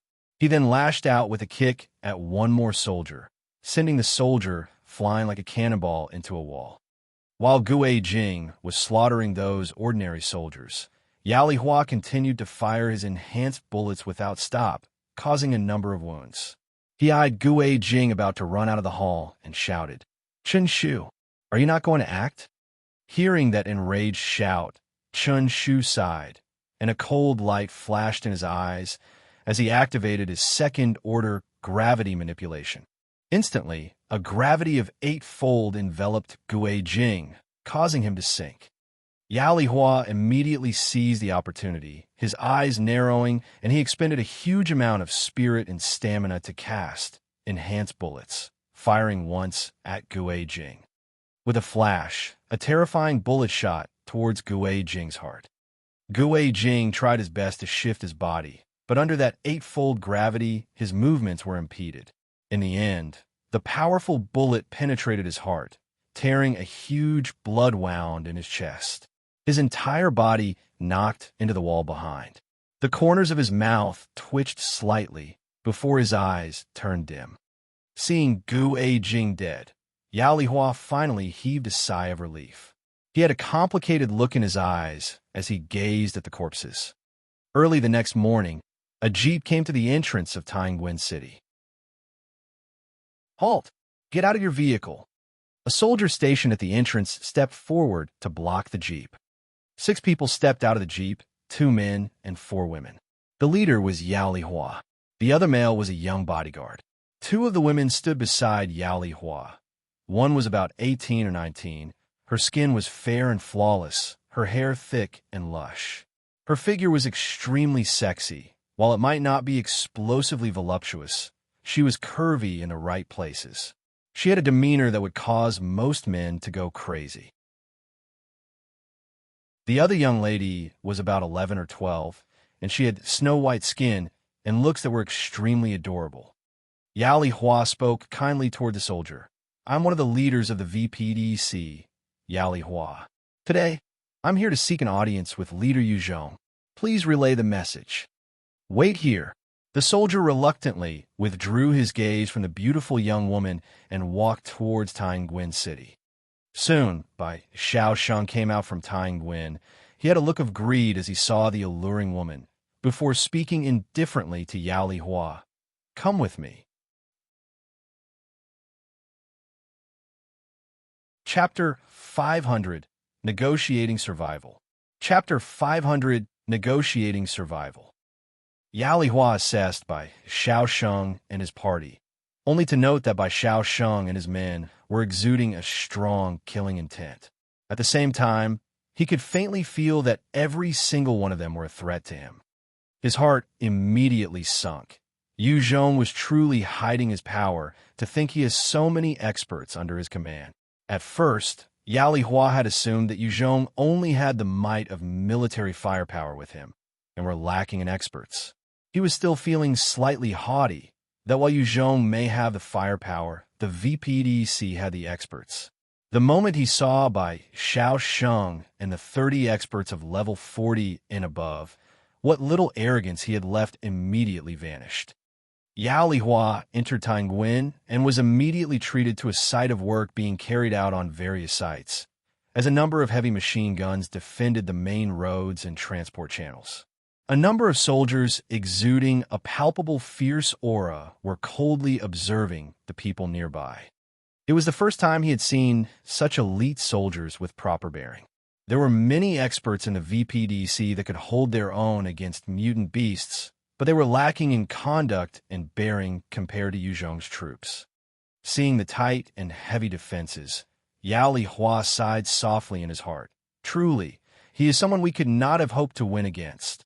With the VPDC's strength, forcefully trying to assail Taiyuan would just result in death. Both parties had a huge difference in their might, and Yao Lihua was made clear of that fact once again.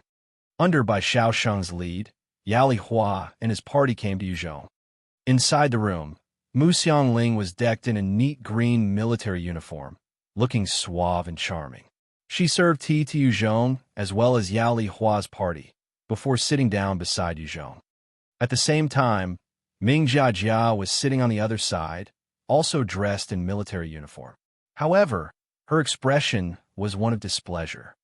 "His taste is abnormal. Looks like the rumors are true."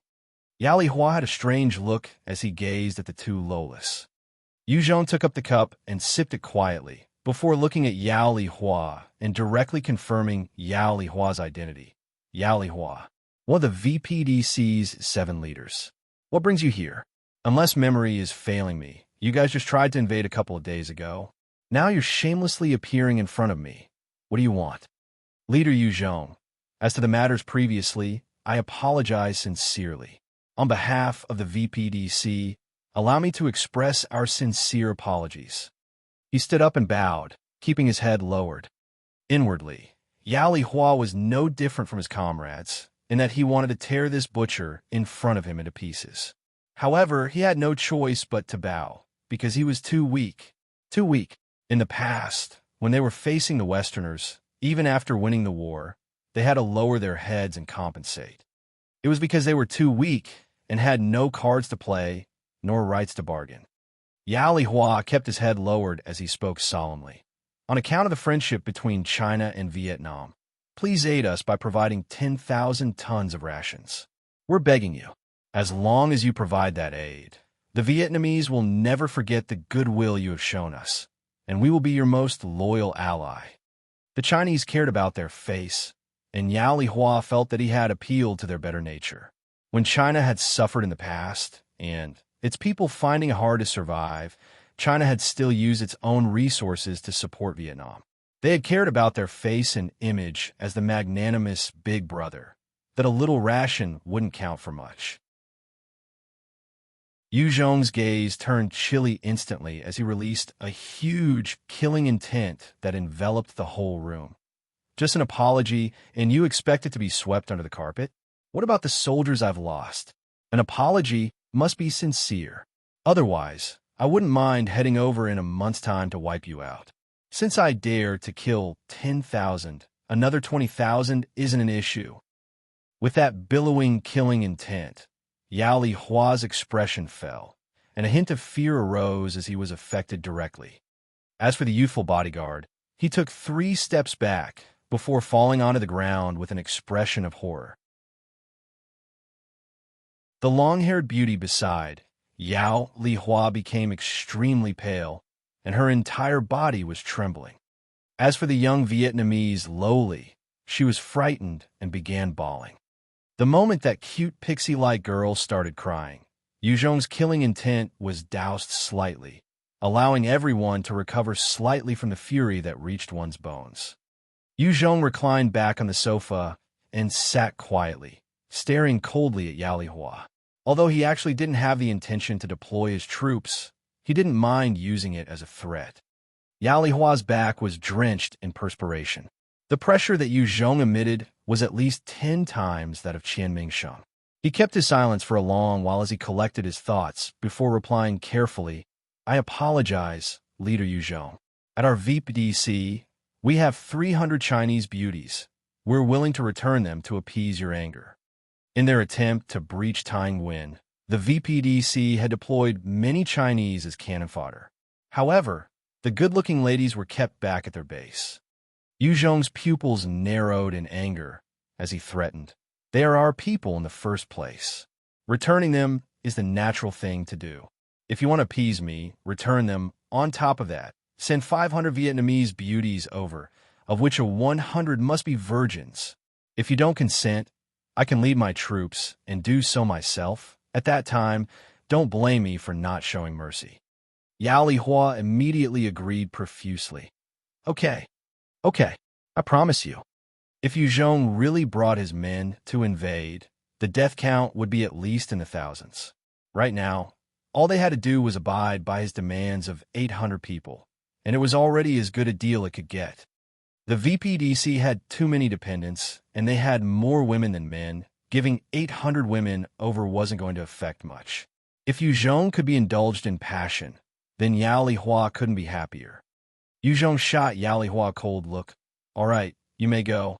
In 2 weeks, I want to see what you have promised."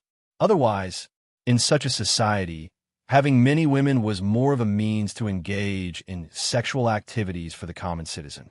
However, to an established faction, they were a resource meant to ensure the survivability and continuation of the human bloodline. Procreation during an apocalypse was important. By demanding beauties from Yao Lihua, on one hand, it was to gain valuable resources. The other was to ensure that the VPDC would not easily antagonize him, for fear of their Vietnamese people. Yao Lihua heaved a sigh of relief, before hastily adding, "Wait a moment, Leader Yu Zhong. I still have a matter I would like to discuss." "What is it?" Yao Lihua had already seen how unreasonable Yu Zhong could be, and he didn't hold much hope for Yu Zhong to offer help. He chose to use a trade. "I hope that you can offer up 10,000 tons of rations for exchange, to help the VPDC in getting past this critical situation." Yu Zhong immediately replied with his conditions. Sure. Equipment, skill books, steel, ammunition, medication, specialized tools, beauties, ammo shells, mutant beast nuclei, blood, flesh, bones, slaves, fuel, armored vehicles. Any of the above can be used as trade.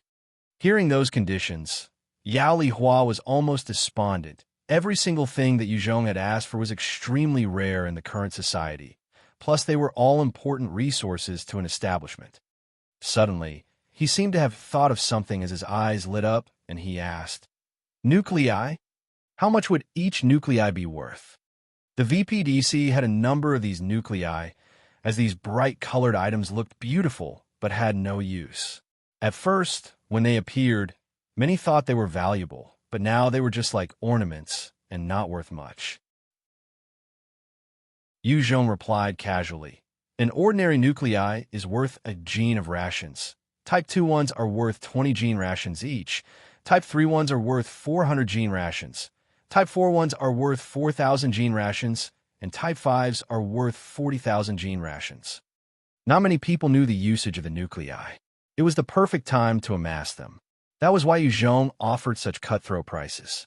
It wasn't that he didn't want to offer higher, but by offering higher, he might reveal the value of the nuclei.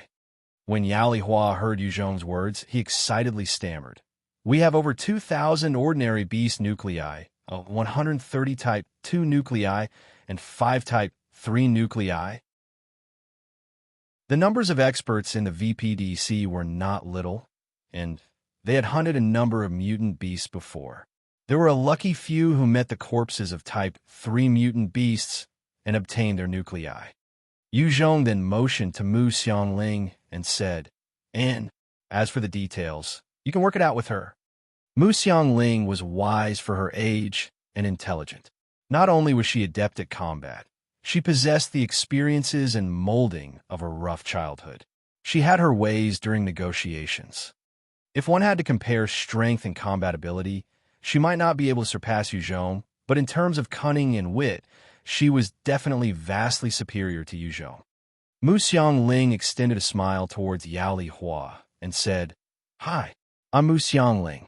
Yao Lihua had a strange look as he looked at her, before commencing the negotiations. After a round of sharp exchanges and negotiating, Yao Lihua, who by then had a face full of perspiration, finally came to an agreement with Mu Xiangling. In the contract, Yao Lihua had to pay a huge price. He was forced to hand over 200 sets of equipment, 40 level 3 skill books, 300 tons of steel, 2,000 ordinary nuclei, 130 Type 2 nuclei, 5 Type 3 nuclei, 100 blood essences, 20,000 ammunition shells, 8 machine gun-mounted vehicles, 1 ton of fuel, 5 ton of mutant beast bones from various mutant beasts, 1,000 Vietnamese women, and many smaller items that he couldn't keep track of just to exchange for 10,000 tons of rations. Chapter 501, Vietnamese Princess. Chapter 501, Vietnamese Princess. If it were in Gui Ning City, the common benchmark was 100 sets of equipment for 10,000 tons of rations. After negotiations had ended, Yao Lihua heaved another sigh of relief, although his heart was bitter. This time, Yao Lihua knew he had suffered the short end of the stick. It was partly because Mu Xiangling was truly devious, as well as the VPDC's urgent need of the 10,000 tons of rations. Without the 10,000 tons of rations, the survivors under the VPDC would definitely not be able to survive the winter. Because of this, Yao Lihua could only allow Mu Xiangling to take advantage bit by bit in the negotiations until she reached his threshold. Yao Lihua then turned to Yu Zhong and introduced the two ladies with him. Leader Yu Zhong, this is our Vietnam first princess Ruan Lan and second princess Ruan Ju. Our VPDC hopes that you'll be willing to take them in as wives. Mu Xiangling eyed the both of them, and the corners of her mouth lifted in a smile as she spoke. I remember that Vietnam was a communist regime. There wasn't even a king. How can there be princesses? Yao Lihua smiled lightly as he explained. It's true that we did not have a king. However, Our princesses hailed from a bloodline of the late King Ruan Shi before his regime fell in the rise of communism. They truly possessed the precious bloodline of royalty. Ruanlan and Ruanju were truly beautiful women. Prior to the apocalypse, they had been leading pampered lives. After the apocalypse set in, they came to belong to Yao Lihua, who had kept them as bargaining chips. Yao Lihua knew that this sort of precious women would easily attract the possessiveness of men. While he personally didn't consider the bloodline to be anything, he knew that it could attract countless people from higher positions. At the same time, Ruanlan and Ruanju had undergone many lessons in culture, etiquette, and with their looks, they were the most valuable resource in Yao Lihua's hands. Hearing those words, pain flashed in the eyes of the young Vietnamese man who had followed Yao Lihua. He looked somewhat blankly at the beautiful Ruanlan, as though his heart had broken into countless pieces. Yu Zhong eyed them and replied indifferently, "I just so happen to be in need of 2 serving girls. Let them come here." Hearing that indifferent tone of Yu Zhong, Ruanlan gritted her teeth and clenched her fists. Before the apocalypse, countless youths had fallen at her feet trying to get her attention. At that point in time, she would not have even spared Yu Zhong a second look with such ordinary features. However, in such a situation, where her status as the princess of the previous Vietnam kingdom wouldn't matter for shit, she had to marry a guy in which she had no say in choice. She felt extremely sad. Yao Lihua's eyes flashed with an amused light, but he firmly refused. "No way. They're the pride of our Vietnam. If you were to marry them, I wouldn't say anything. But if you want them as your serving maids, without any special reasons, I have no way of agreeing." Yu Zhong didn't seem to mind and replied, "Then it's fine." Yu Zhong had come across his fair share of beautiful women, and while Ruanlan and Ruanju were truly top beauties, he had even more beautiful women amongst his harem: Zhu Yitong, Chun Yao, Ji Qingwu, Guayu, and even Xian Jiaro. They were all beautiful in their own right and had the charm of boot. Mu Xiangling was still young and had not grown, but after a few years, she was sure to become a beauty that would not lose to Ruanlan. Hence, Yu Zhong did not feel like he must obtain Ruanlan or Ruanju. Yao Lihua hastily spoke. "Leader Yu Zhong, I just want a little bit of dowry. Say, 100 tons of rations? As long as you give me 100 tons of rations, our Vietnam princess is willing to become your most loyal serving maid."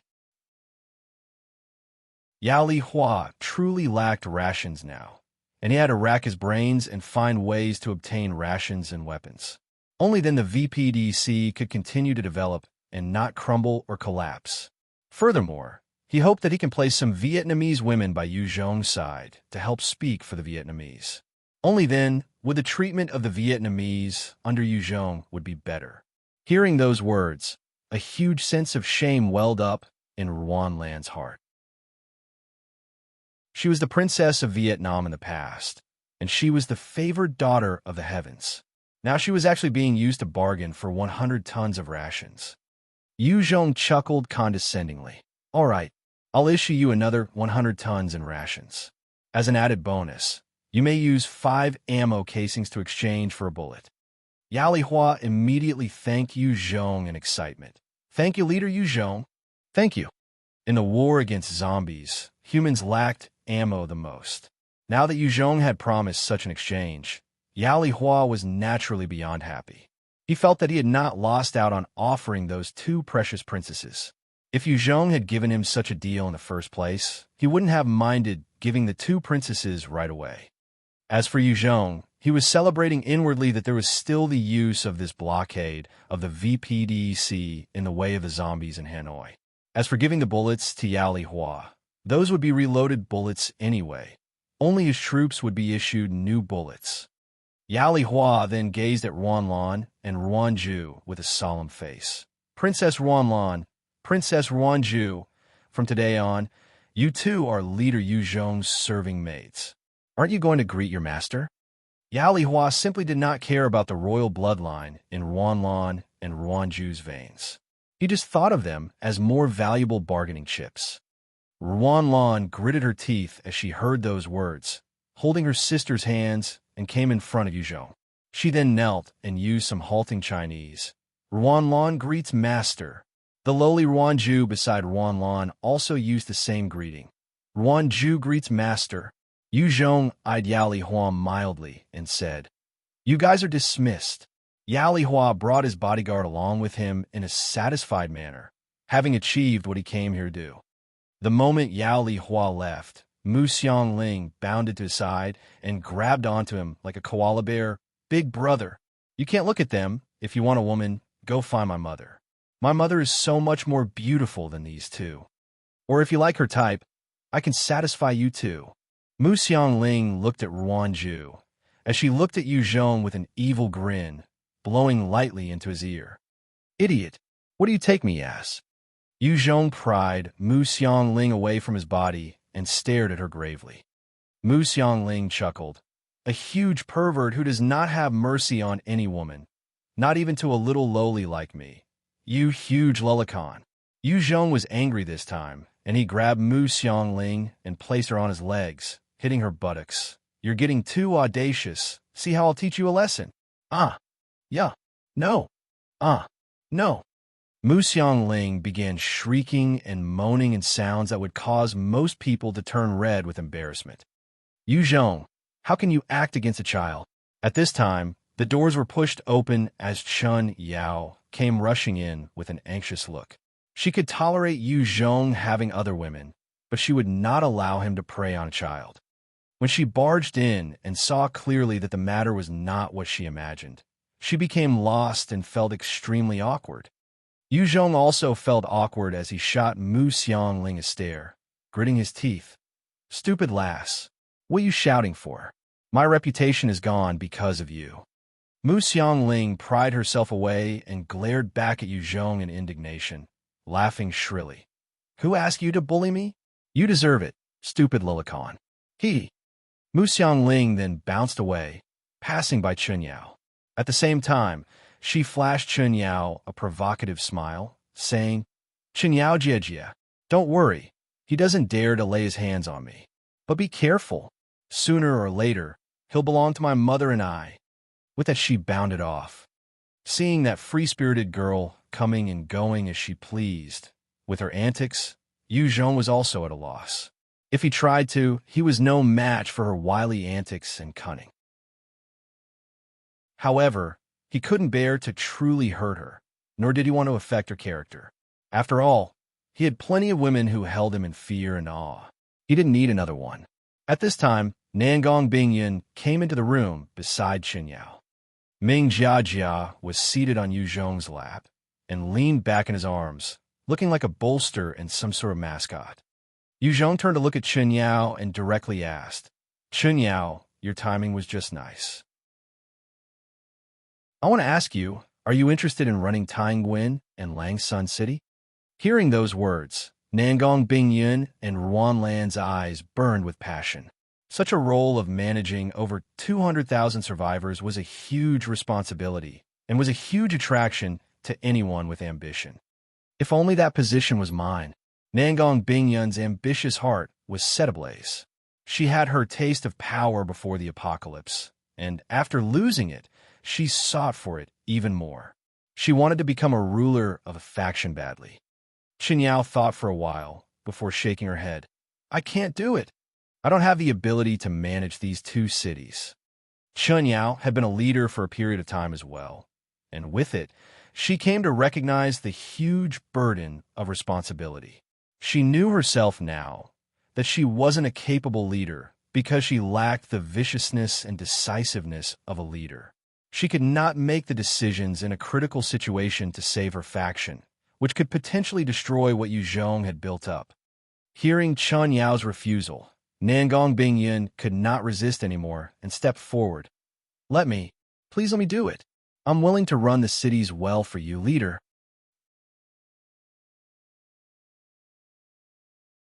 Chapter 502 Roadblock. Chapter 502 Roadblock. Yu Zhong's pupils narrowed as he stared at Shangguan Bing Xue for quite a while. Shangguan Bing Xue stood straight, accentuating her figure that was full of vitality and curves. For power, she would not hesitate to use her body in exchange. Yu Zhong could detect a strong ambition in her eyes, and he flat out refused. No, you may have the ability, but your qualifications and contributions are lacking. Yu Zhong had considered Chun Yao to become the leader of the Vietnam district because she had been the earliest to follow him to Vietnam. Furthermore, to support him, she had done her best to raise troops, resulting in soldiers like Gan Tao and Pan Jinyo. These people were also willing to die for her. Of course, amongst his current subordinates, handing the huge responsibility to Shangguan Bing Xue was not impossible. However, he had no current plans to do so. Shangguan Bing Xue was able to round up over 200 Vietnamese survivors to lend their hand to his cause within a short amount of time, forming a decent-sized power. Her abilities were truly astounding. Very few women were as decisive and intelligent as her. Even Chen Yao might not match her in this area. However, there were plenty of capable people, and Yu Zhong was still unfamiliar with Shangguan Bing Xue, and he was not willing to just casually hand her a position of power. To Yu Zhong, he would like to utilize capable people, but more importantly, they had to be loyal subordinates. Otherwise, this establishment that he had painstakingly obtained would become a ripe peach for others to pluck. Shangguan Bing Xue had a look of bitterness as she retreated behind Chen Yao with a single yes. Yu Zhong then thought for a few moments before asking Ming Jiajia, "Jiajia, what about you?" Ming Jiajia had fought alongside Yu Zhong all the way to Guangxi, having been with him almost every step of the way. Her position amongst the Chinese survivors in Vietnam was also high. If she was to run the cities, nobody would object. Ming Jiajia looked at Yu Zhong with those bright eyes of hers, replying as though she couldn't bear to, if that is master's wish, Jiajia would definitely listen and do a good job. However, Jiajia hopes to stay by your side and pour tea for you. If she became the leader of a base, then Ming Jiajia would not be able to stay by Yu Zhong's side. She had to run the affairs of the Vietnamese cities. Everyone had different ambitions. Ming Jiajia preferred staying by Yu Zhong's side as a maid compared to running a city. Shangguan Bing Xue looked at the lowly lying in Yu Zhong's arms with a hint of envy. She had proposed to take up the role and was declined, but that little girl had obtained it so easily. This caused her to be filled with jealousy. Yu Zhong rubbed her little head and said, "Then you just have to stay here for a year. After that, I will send someone to replace you." Yu Zhong had already laid down the regulatory frameworks and basic outline of how things were going to be run. Ming Jiajia just had to be here to ensure it all ran smoothly, and there wouldn't be any major problems. Currently, in the north of Vietnam, Yu Zhong was basically the biggest. Furthermore, he could transport resources from Guangxi in. The VPDC that was stuck between Thanh Nguyen and the zombies in Hanoi could not compare at all. Ming Jiajia replied softly, "In."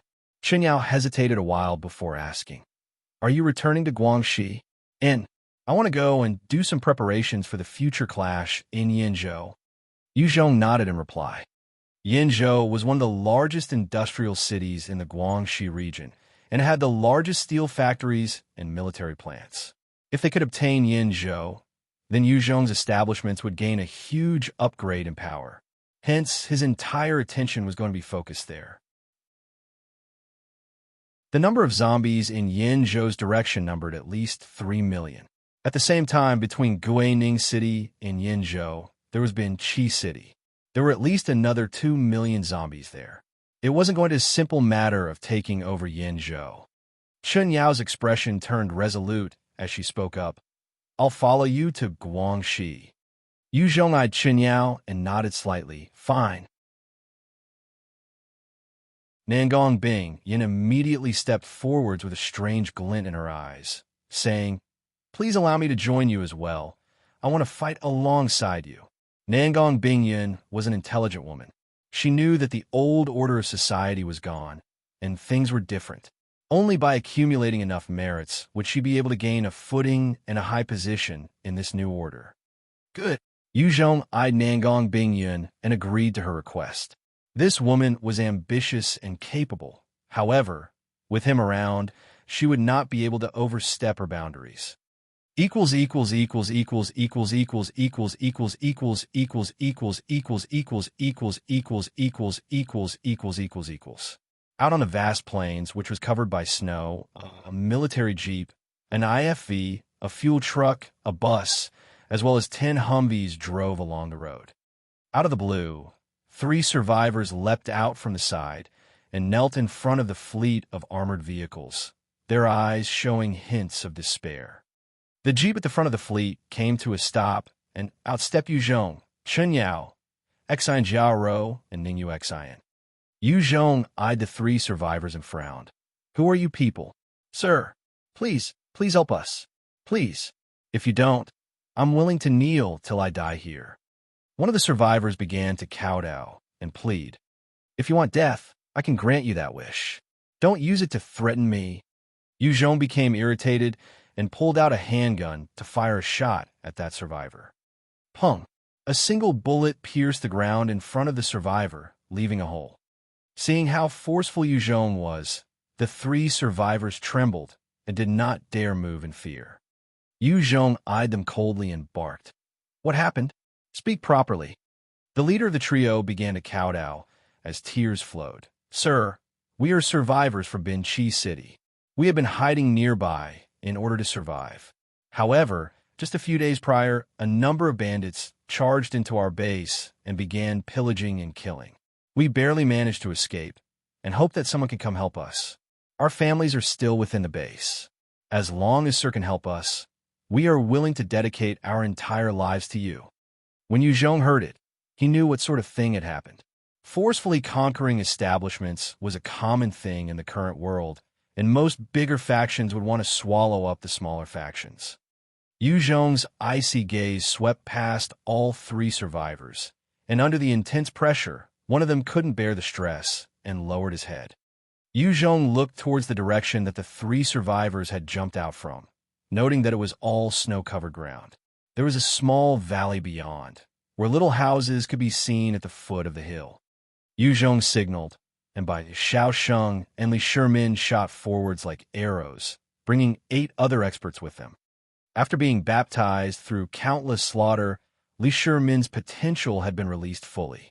He had already become a formidable expert, and even if it was a kid who wielded a weapon in front of him, he would not hesitate to kill the child without mercy. His explosive arrows could wreck even an armored vehicle totally from a distance of 500 m. His combat prowess was truly astonishing. Seeing those soldiers running off to the distance, the middle-aged survivor who had been crying had a change in expression, turning into one of uneasiness. In a forest near those small buildings, there were 200 militants hiding, each of them wielding different melee weapons. They looked at the 10 men running over, and their faces turned. One slightly tanned man, with a white tiger tattoo, approached another burly man who was bald and asked, "What do we do, boss? Shall we act?" The baldy looked at by Xiao Sheng, Li Shimin, and the other soldiers with hint of greed towards their equipment, and said, "Do it! Kill them, then we shall quickly disperse." By Xiao Sheng, Li Shimin, and the other soldiers were basically armed to the teeth. Each of them wielded a 05 submachine gun, Raven combat uniform, 6 hand grenades, 6 magazine rounds, Tang replica blades, 3-edged knives, and Type 2 mutant beast hide. They were really covered head to toe in valuable items. With those amazing items, each of their combat abilities could be exhibited to the extreme. As for the baldy, amongst his 200 subordinates, only 18 had rifles, 16 had handguns, as well as 200 rounds. The majority relied on melee weapons, and when they saw this group of soldiers with decent equipment, their eyes turned red with greed. Bai Xiao Sheng and Li Shimin were experienced fighters. They proceeded with caution and searched the area for enemies effectively and efficiently. Finally, with the help of one of the soldiers with the biosense ability, they were led closer to the forest with the militants. The moment Bai Xiao Sheng came near the forest, he activated his second order high-speed movement, and instantly his movement speed exceeded that of a Type 2 lightning, shooting through the forest like a specter. With a flash of his blade, one of the militants had his head decapitated. Taking down a militant in one move by Xiao Sheng did not stop there as he flashed about, firing his gun, and a number of militants were shot full of holes before they even had the chance to react. The Baldy saw how easily Bai Xiao Sheng had killed over 20 of his subordinates, and his face turned pale and his back broke out in cold sweat. He bellowed, "Do it! Kill them! Only then will we live." Under that command, the militants began to charge at Bai Xiao Sheng with their melee weapons, only to hear multiple gunshots as the militants were sprayed with bullets, and they slumped to the floor. Surrender, or die. Right as the Baldy was thinking of escaping, a sharp blade stopped at his neck, with Bai Xiao Sheng's cold hiss sounding behind him.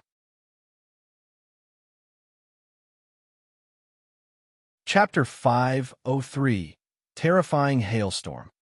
Chapter 503, Terrifying Hailstorm. "I surrender." The Baldy did not hesitate to scream out his choice, as he knew he had no way of standing up against these fearsome experts. He still wanted to live. The moment the Baldy surrendered, the rest of the militants began to throw their weapons down. They were already collapsing from the rate at which Bai Xiao Sheng had almost eliminated them. Yu Zhong eyed those militants as they were marched out of the forest towards them, before he turned to look at the middle-aged man coldly. Being looked at by that piercing gaze, the middle-aged survivor began to shake uncontrollably as he kowtowed. Sir, please, I was forced by them. Please spare my dog life. Please." Chen Yao eyed the middle-aged survivor and spoke coldly. "Tell me your background." "Yes."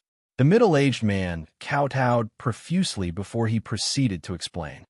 It turned out that this middle-aged survivor was called Zhang Xiao, and he was an ordinary mechanical engineer prior to the apocalypse. After the apocalypse happened, his profession was not as popular, since farming and other sort of manual labor was sought after.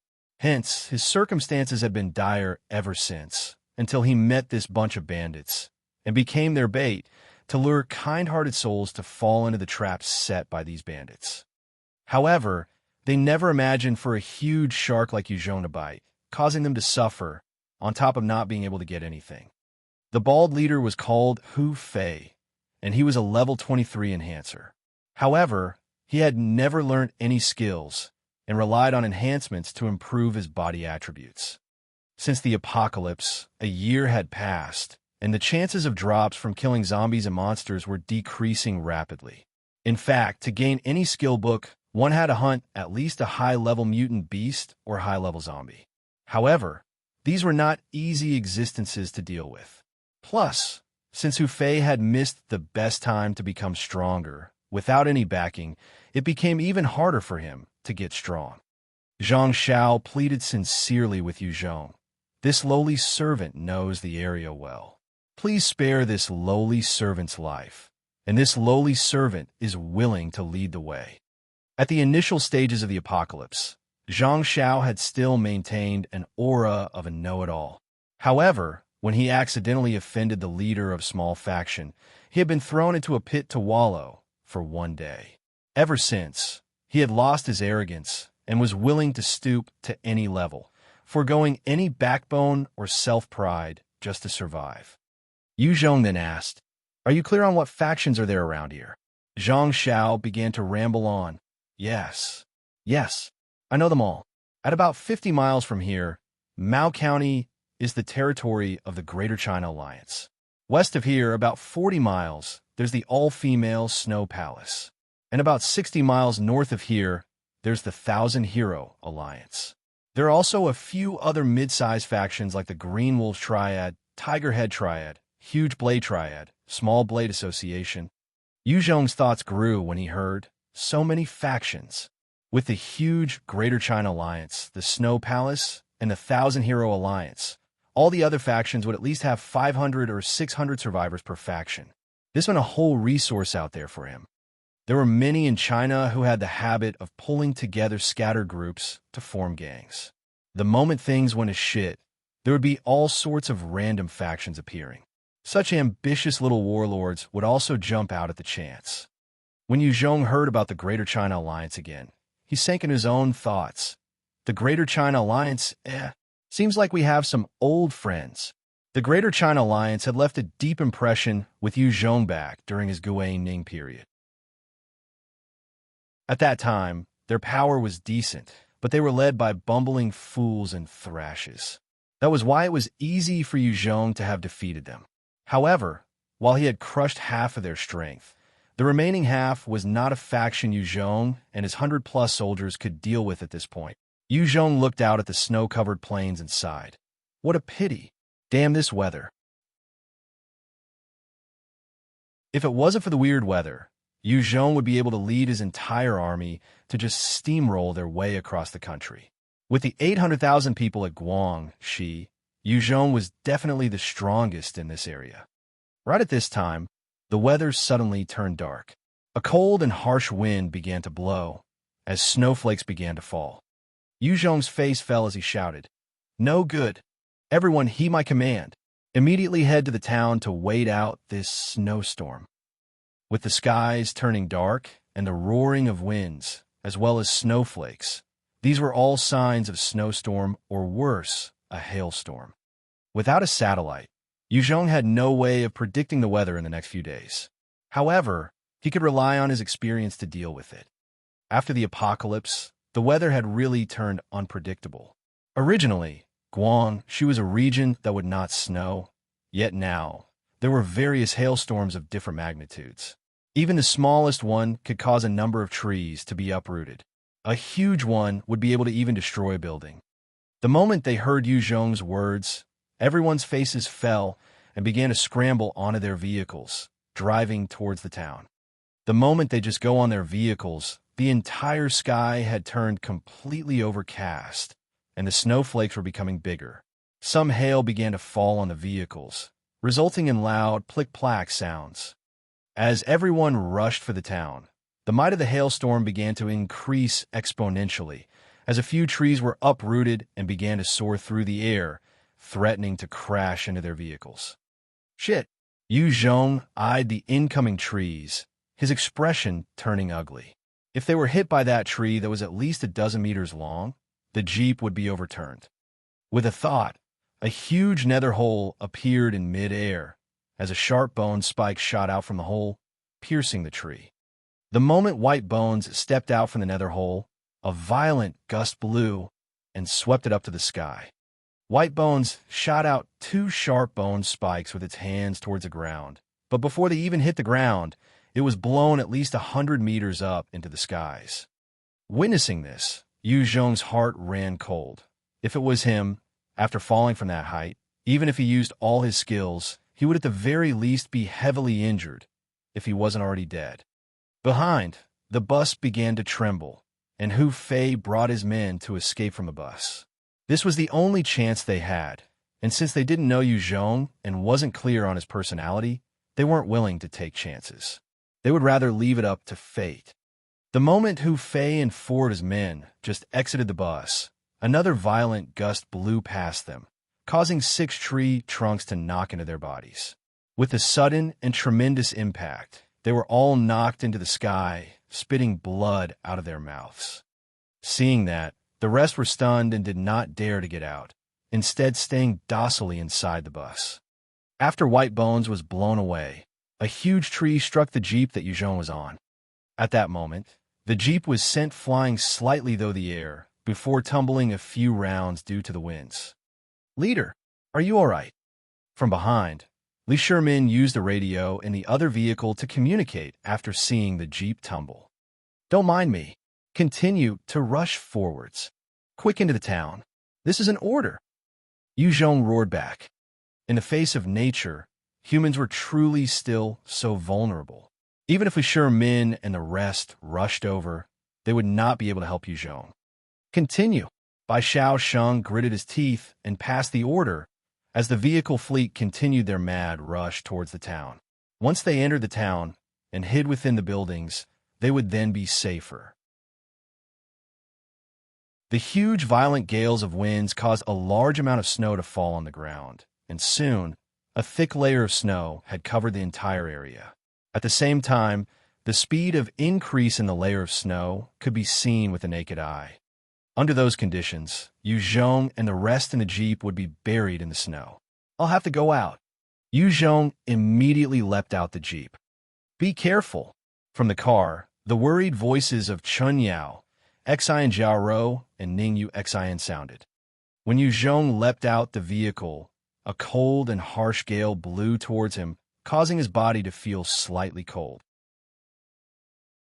Due to his increased body attributes and constitution, the current cold was not threatening to him yet. He sucked in a deep breath and grabbed the jeep before flipping it over with his 9 times strength.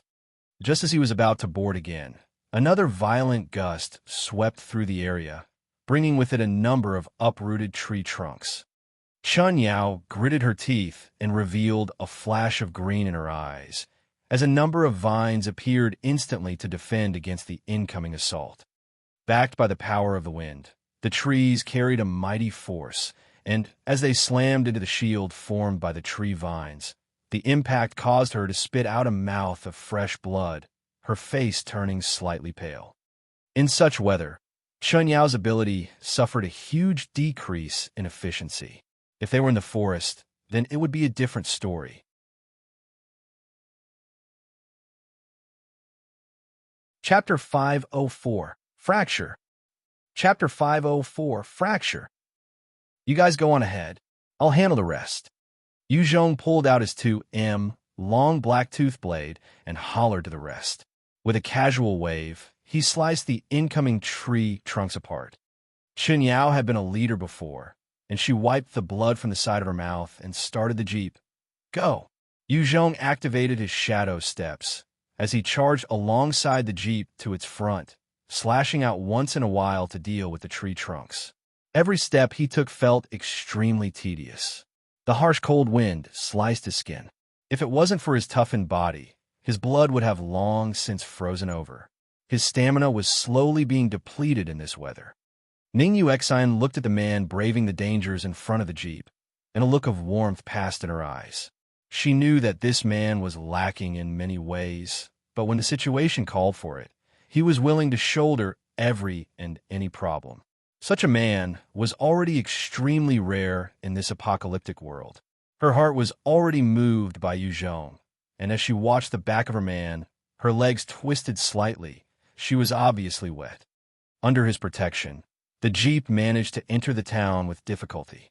The moment it reached the town, the effects of the hailstorm would be slightly bearable due to the structures around dispersing the winds.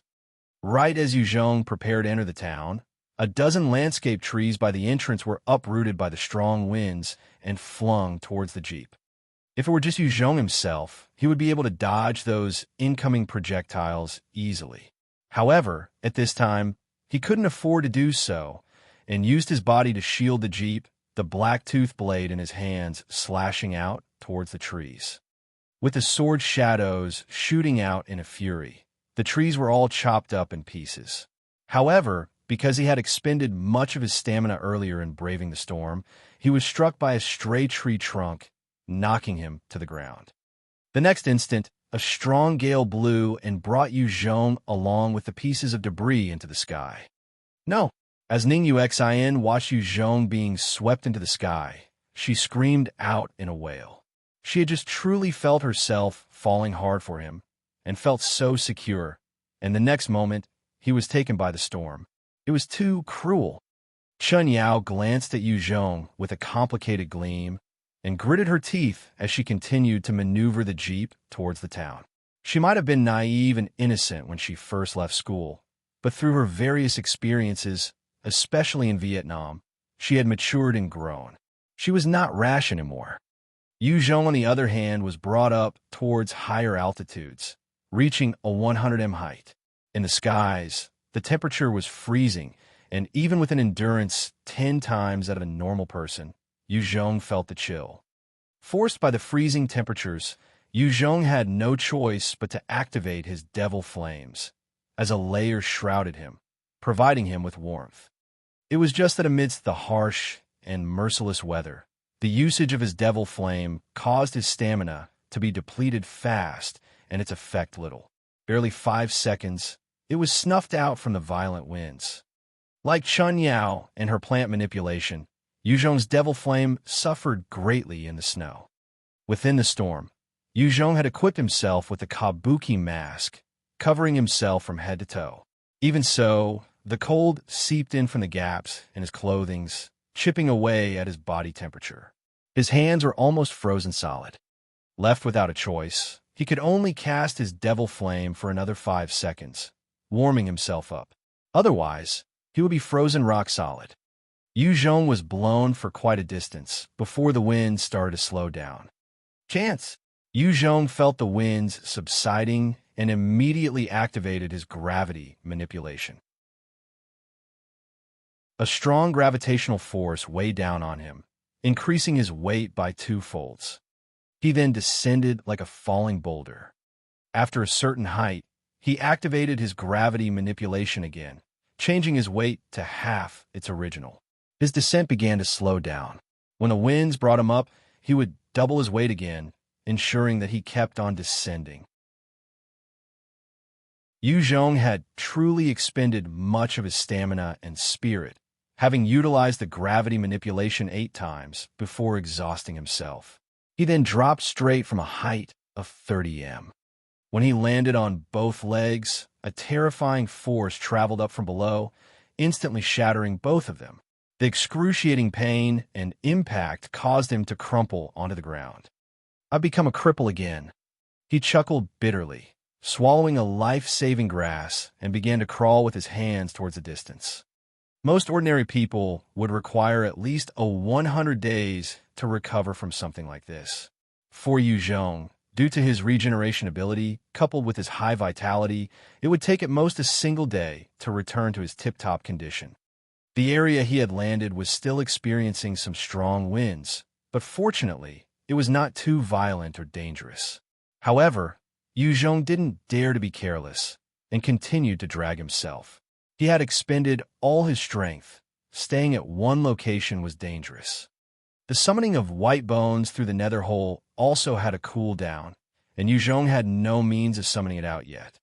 In the snowstorm, Yu Zhong's fingers were like hooks as they dug into the ground, dragging himself forwards without stop. He definitely did not want to die out in the snow. After some time, goodness knows how long, he finally came across an unknown town, and his eyes lit up.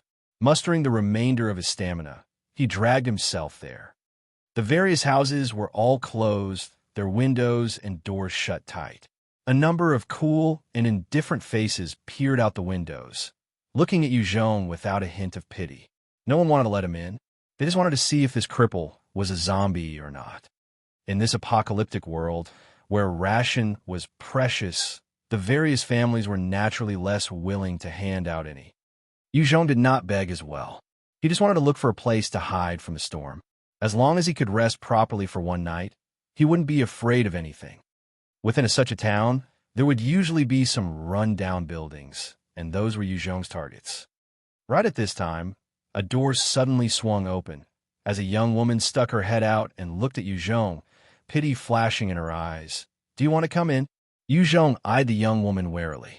In this apocalypse, most humans were selfish, and with the problem of scarce food, some people were even forced to resort to cannibalism. Yu Zhong had come across numerous factories processing human meat. He did not want to become someone else's dinner.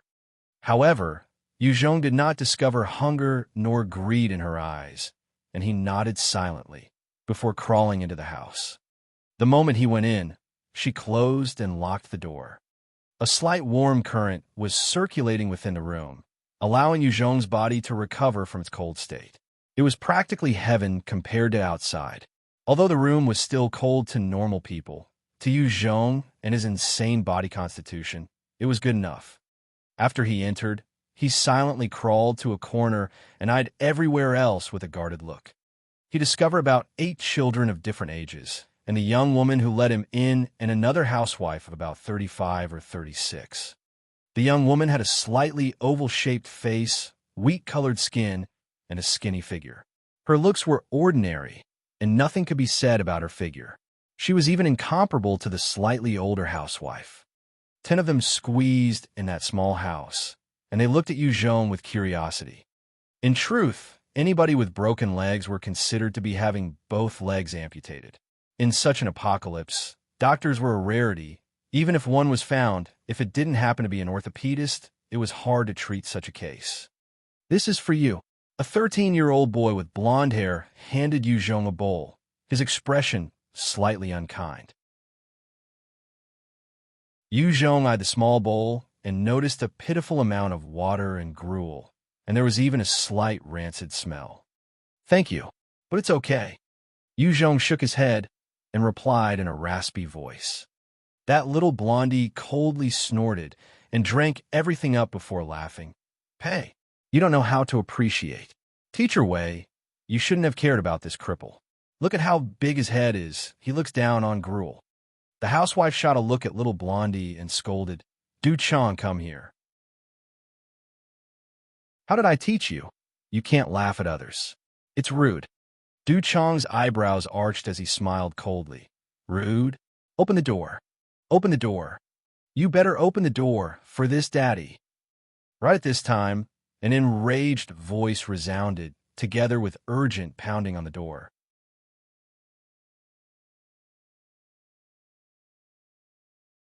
Chapter 505, The Glory of Humanity. Chapter 505, The Glory of Humanity.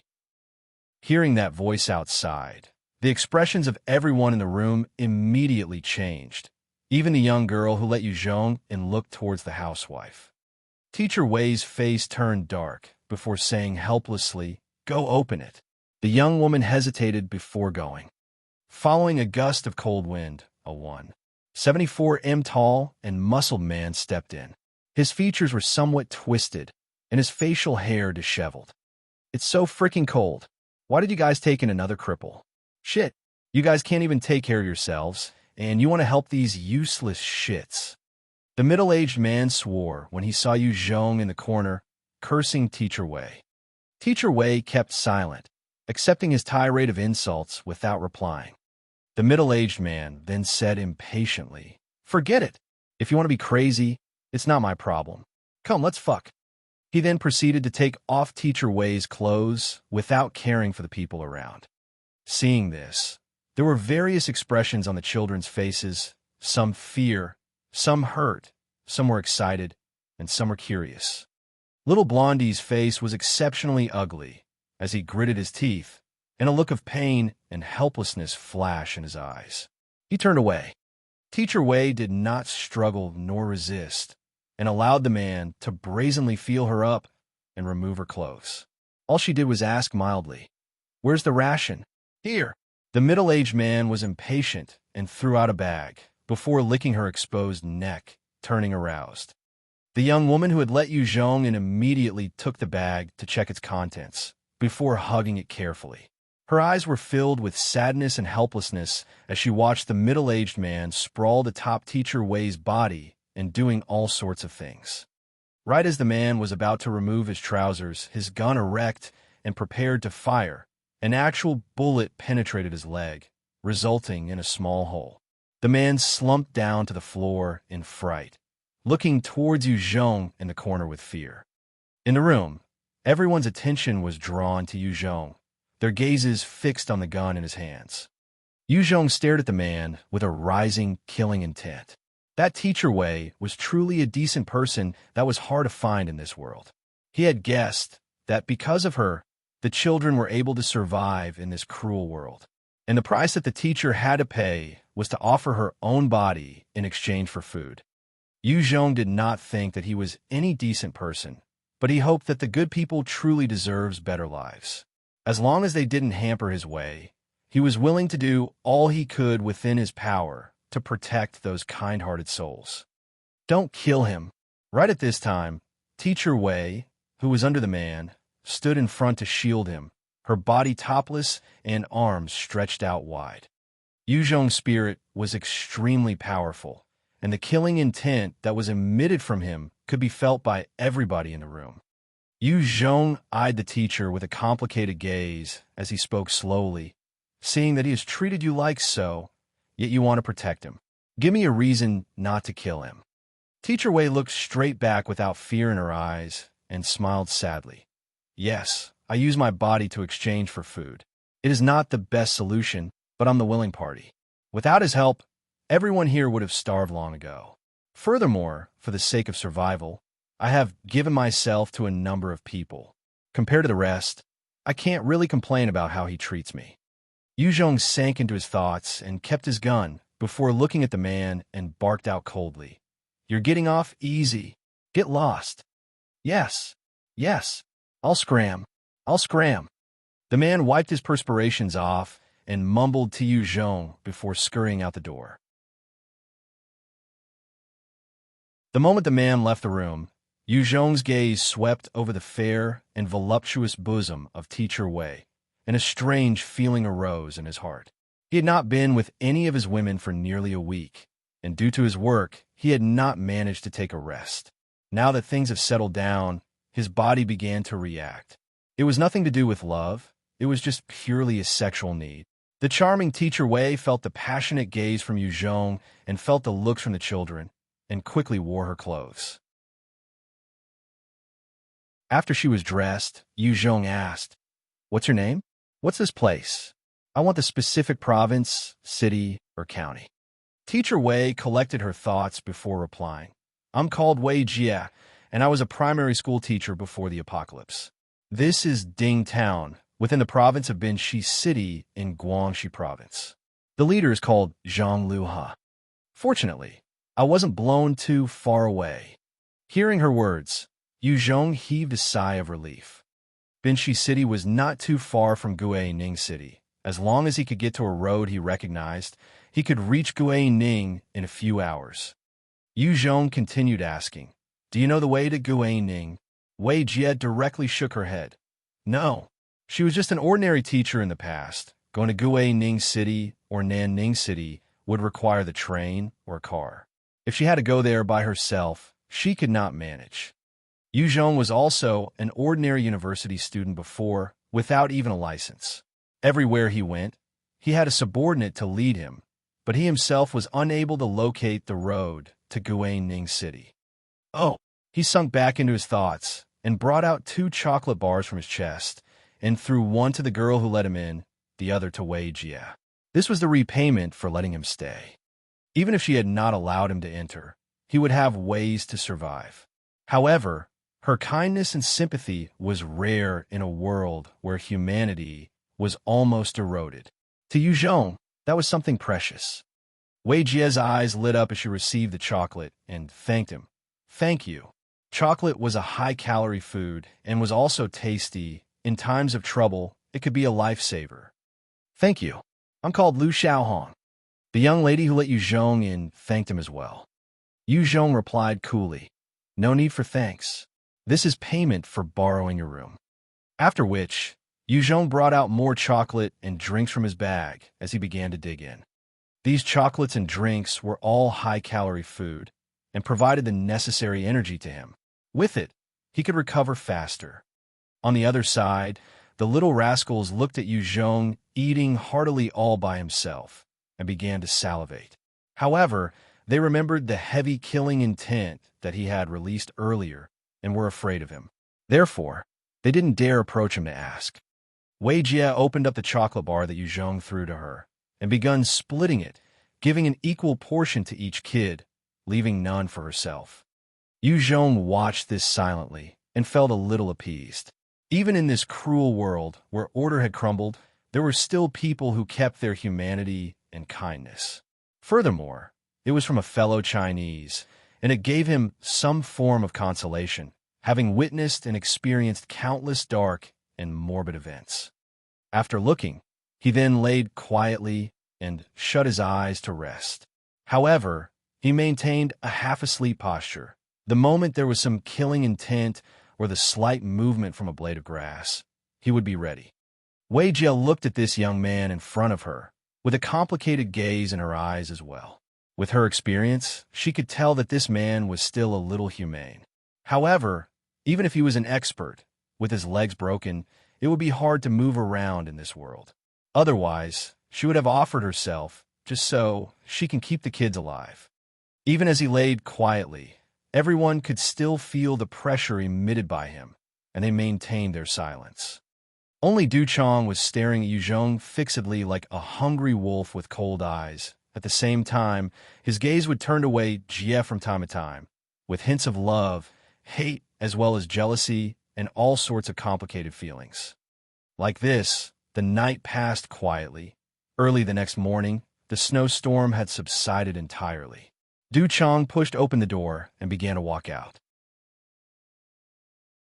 Wei Jie eyed the boy and could not help but call out, "Du Chong, where are you going? You haven't eaten your breakfast."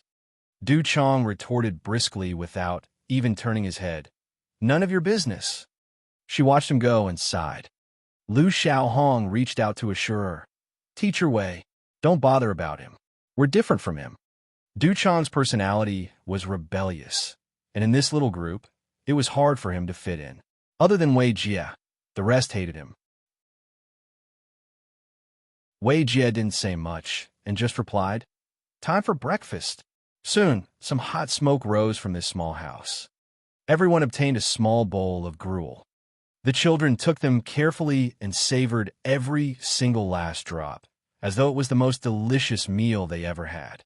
Before the apocalypse, many had been little tyrants and kings, wasting food after every few bites. They didn't even like to eat proper food, they just liked to munch on snacks. However, with the harsh reality of the apocalypse, they had begun to savor even the most meager of meals. Lu Xiaohong also prepared a bowl to hand to Yu Zhong. He shook his head and threw 2 cans of meat to Lu Xiaohong and Wei Jie.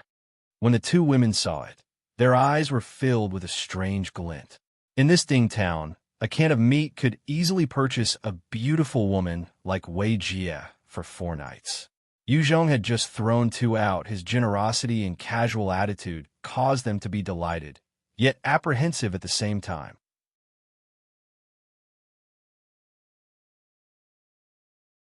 Chapter 506, Conquering the Town.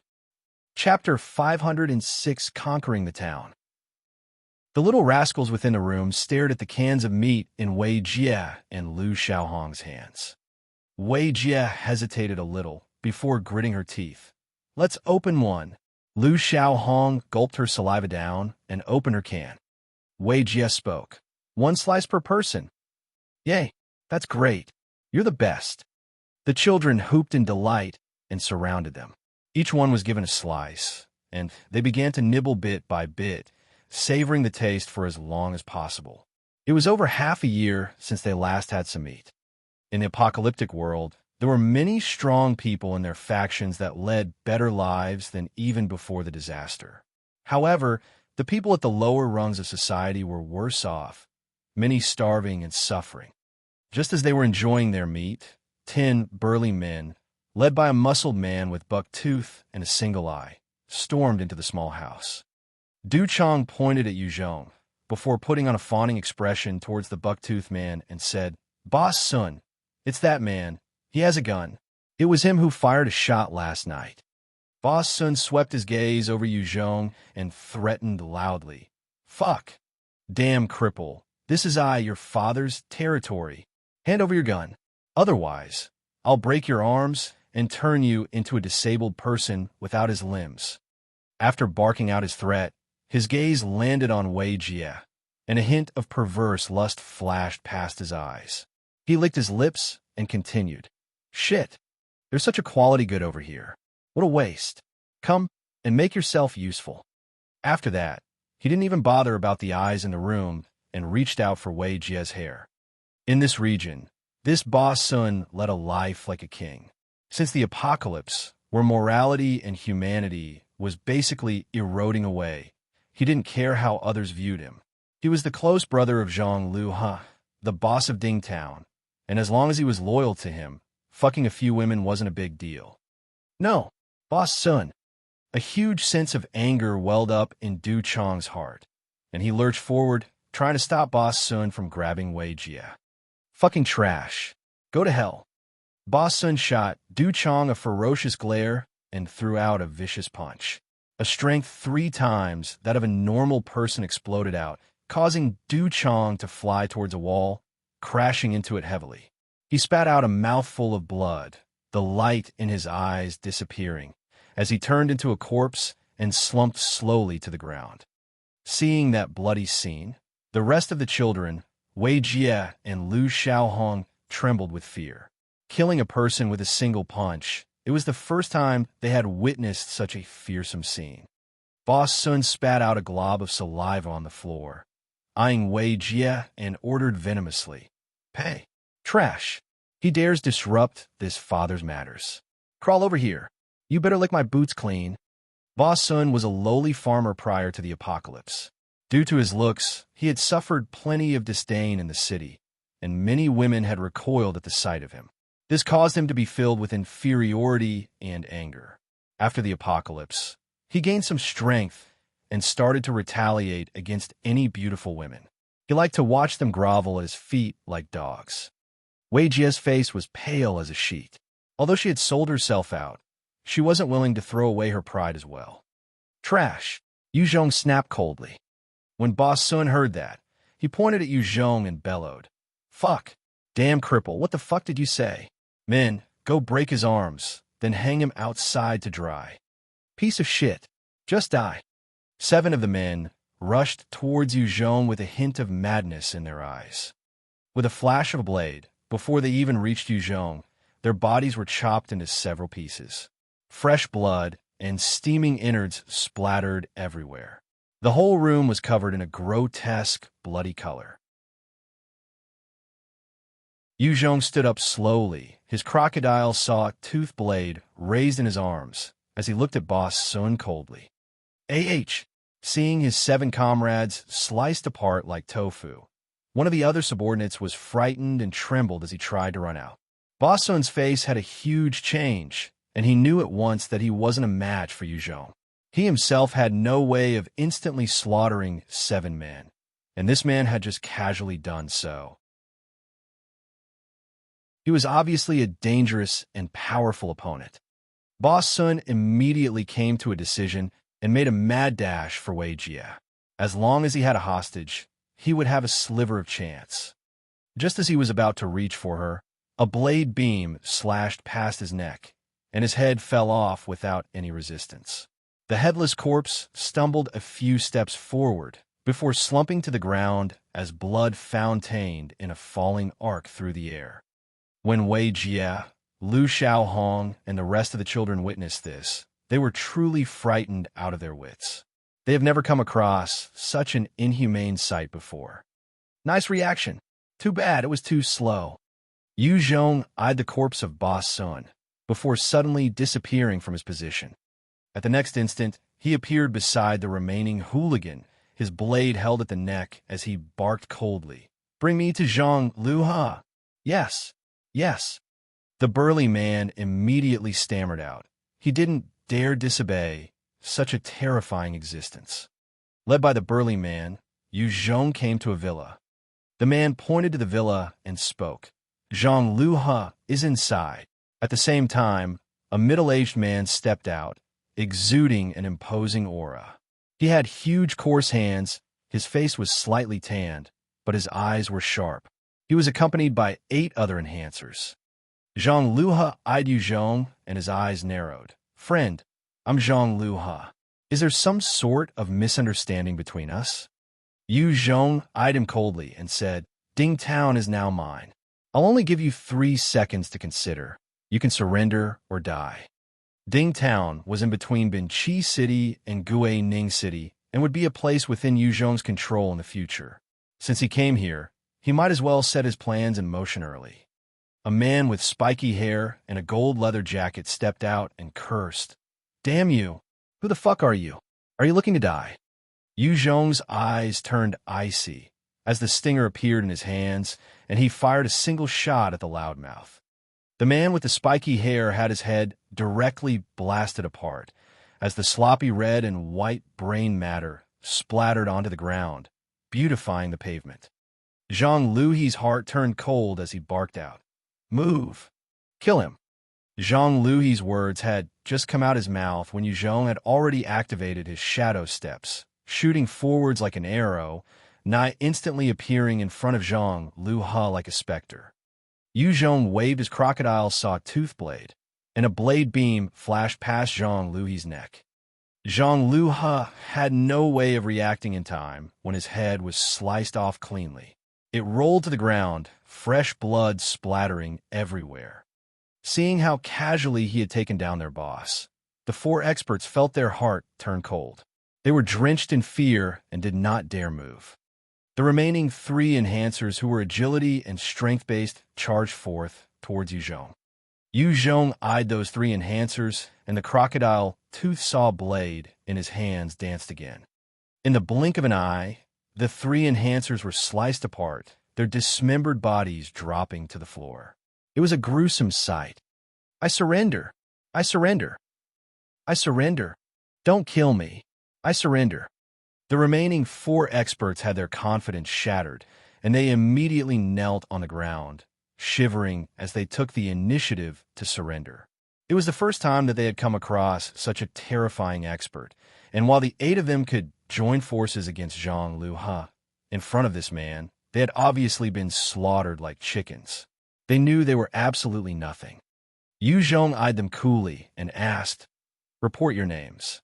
"Zhang En, Tang Jun, Ma Jian, Lu Feng." Yu Zhong ordered, "Go gather the soldiers of Ding Town. Await my orders." "Yes." The four men immediately headed out. Within Ding Town, there were 300 survivors, and of which 80 were soldiers.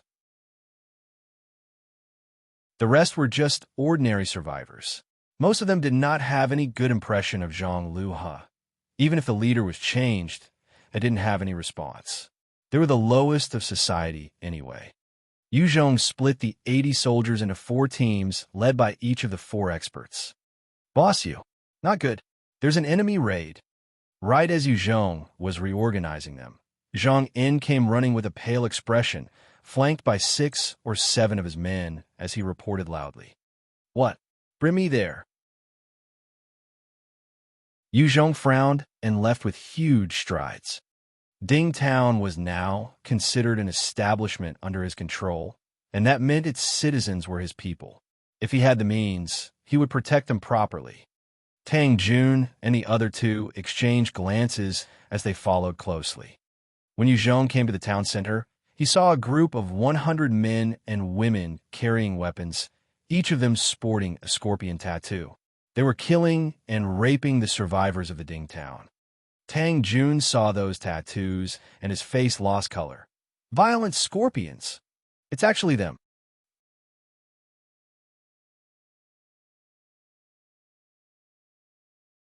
Chapter 507, Purple Scorpion Xue Ning. Chapter 507, Purple Scorpion Xue Ning. The violent scorpions were the strongest armed force aside from the 3 main powers. They were located near Bin Chi City, and while they might only have about 300 to 400 members, every one of them were strong enhancers. At the same time, they were cruel, and every time they went on a raid, they would not leave any survivors. Hearing the name, Zhang En, Ma Jun, and the rest turned pale and retreated a few steps. They wanted to turn and run. As enhancers with enhanced bodies, they could definitely make a run for it. Yu Zhong eyed those inhumane acts of the violent scorpions and frowned, as he waved his hand and a heavy machine gun appeared. He aimed at those gang members currently in the midst of killing and pillaging and pressed the trigger. At the next moment, a fearsome line of fire spat out, and 5 or 6 of the violent scorpions were directly punched full of holes, causing blood to spill everywhere. With that sudden assault, the members of the violent scorpions began to curse out of shock and fear as they hurried to dodge for cover. Yu Zhong made use of his heavy machine gun to take down another 3 soldiers. By that time, the 100 others had found cover. Zhang En and the rest saw how Yu Zhong magically pulled out his heavy machine gun and proceeded to fire at the violent scorpions without batting an eyelid, and were stunned speechless. It was especially shocking due to the nature of those heavy-caliber bullets. A single round could blast a head apart, or tear a person's body in 2 if it struck the waist. Its ability to sweep across its enemies was fearsome and a testament to its might. Yu Zhong saw that the soldiers had managed to find cover, and he frowned slightly. it was going to be harder to deal with them. Yu Zhong then shot forwards towards the hiding places of the soldiers. Go to hell! Right in the middle of his charge, 6 violent scorpions enhancers leaped out of an alley and made to attack Yu Zhong with their daggers and replica Tang swords. Yu Zhong whipped out his dual 0.5 submachine guns, and with lightning speed, he aimed at their heads and fired off mercilessly. With a short, clean burst of gunfire, the 6 violent scorpions enhancers were turned into sieves. Quang Lang. Following the sounds of glass shattering, 2 agility-based enhancers broke through a window and charged at Yu Zhong. However, they had just emerged from the windows when the holes of the guns were pointed at their heads before spraying a line of fire. In that moment, bullets pierced their brain, turning them into lifeless corpses that slumped to the floor. At a hidden corner, a dozen young men and women were dressed in tattered clothes, and they huddled together.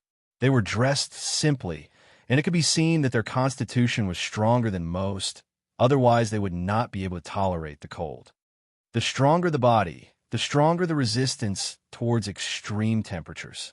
With Yu Zhong's current body, as long as he wasn't blanketed by that violent snowstorm, he wouldn't be affected by the cold at all. One of the young males, who looked about 16 or 17 and had a blonde mohawk hairstyle, as well as piercings, eyed Yu Zhong, who was going around killing the members of the violent scorpions. His eyes flashed with fear, and immediately spoke urgently to a young woman with purple hair beside him. Big sis, what do we do? That guy's a freak. He's too terrifying. Why don't we retreat first?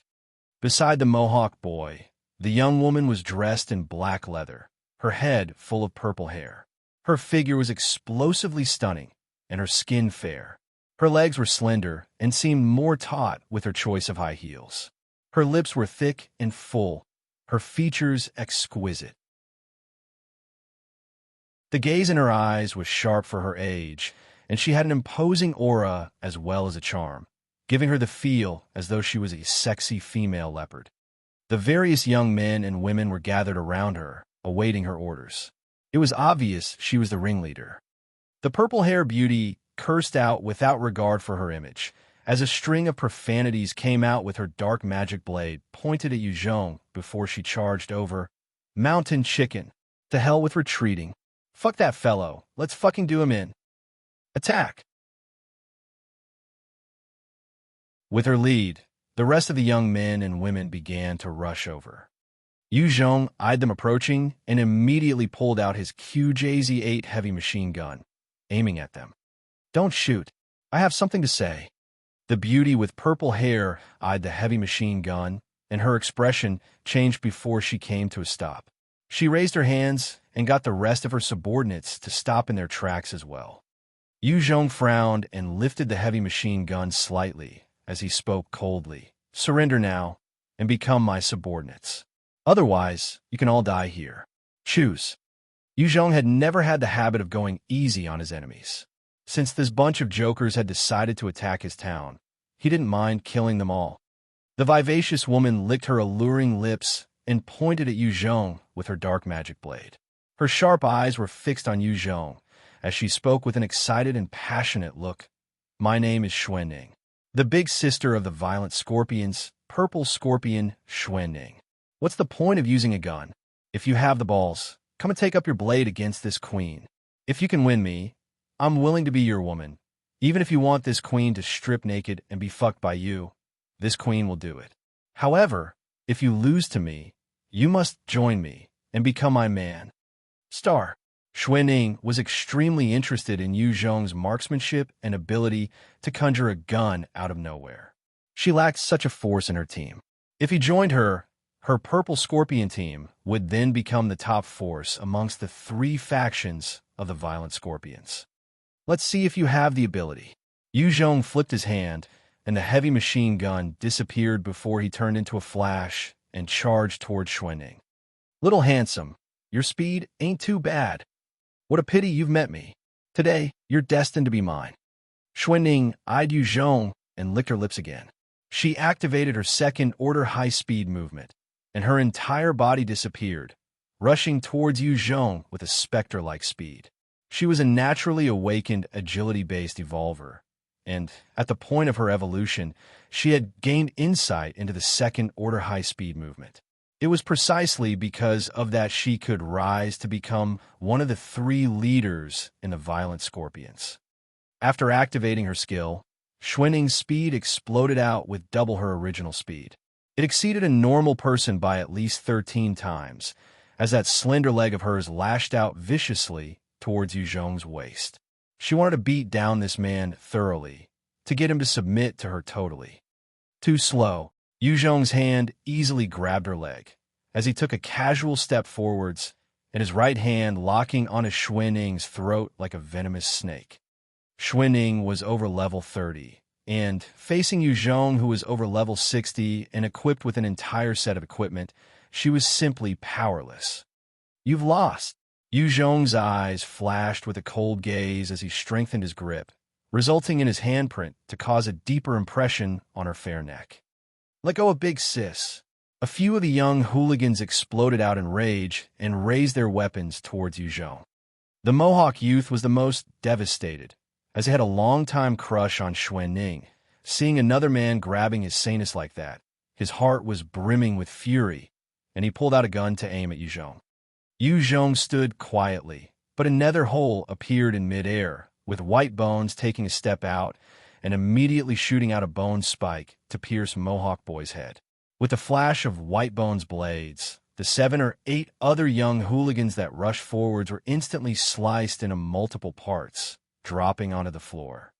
That ruthless and gory scene shocked everyone present as they trembled. Their fear towards Yu Zhong had reached an apex, causing them to stay still.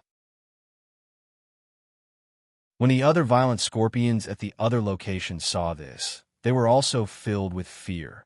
Their number 1 expert Purple Scorpion Xuenning had been easily subdued, but his man, and there was a freakish monster by his side that could slice out with bone blades. Every single one of them instantly stopped what they were doing for fear of angering Yu Zhong. Yu Zhong grabbed Xuenning's snow-white neck for a while, sweeping his gaze around, before loosening his grip.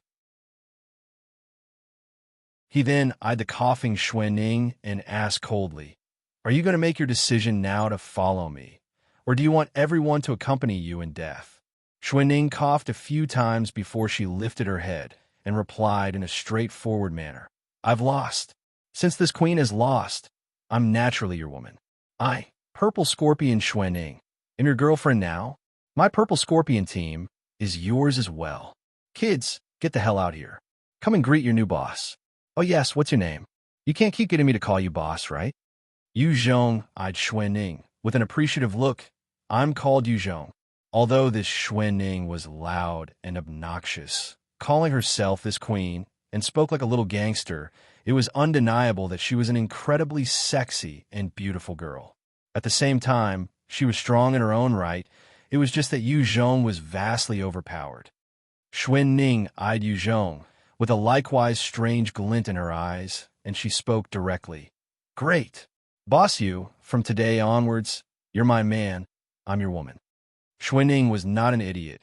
She could tell in that instant during their exchange that the gap between them was truly too huge.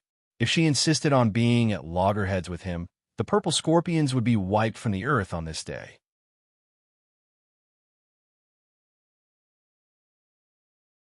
Chapter 508, Hidden Concern. Chapter 508, Hidden Concern. This Purple Scorpion team was originally Xuenning's private troop. Under her orders, they began to gather quickly. Xuenning pointed to Yu Zhong and ordered her subordinates. "This is your boss. Quick, acknowledge him." The youths immediately called out loudly, "Greetings, boss." Yu Zhong carefully observed this group of hooligans, a bunch of teenagers ranging from age 15 to 19. Every one of them had strange outfits, and their hair were dyed different colors. Adding on to the bits of gold they wore, it was even more strange. Zhang Yin and the other enhancers saw how easily Yu Zhong had subdued and controlled this faction of the Violent Scorpions and were speechless.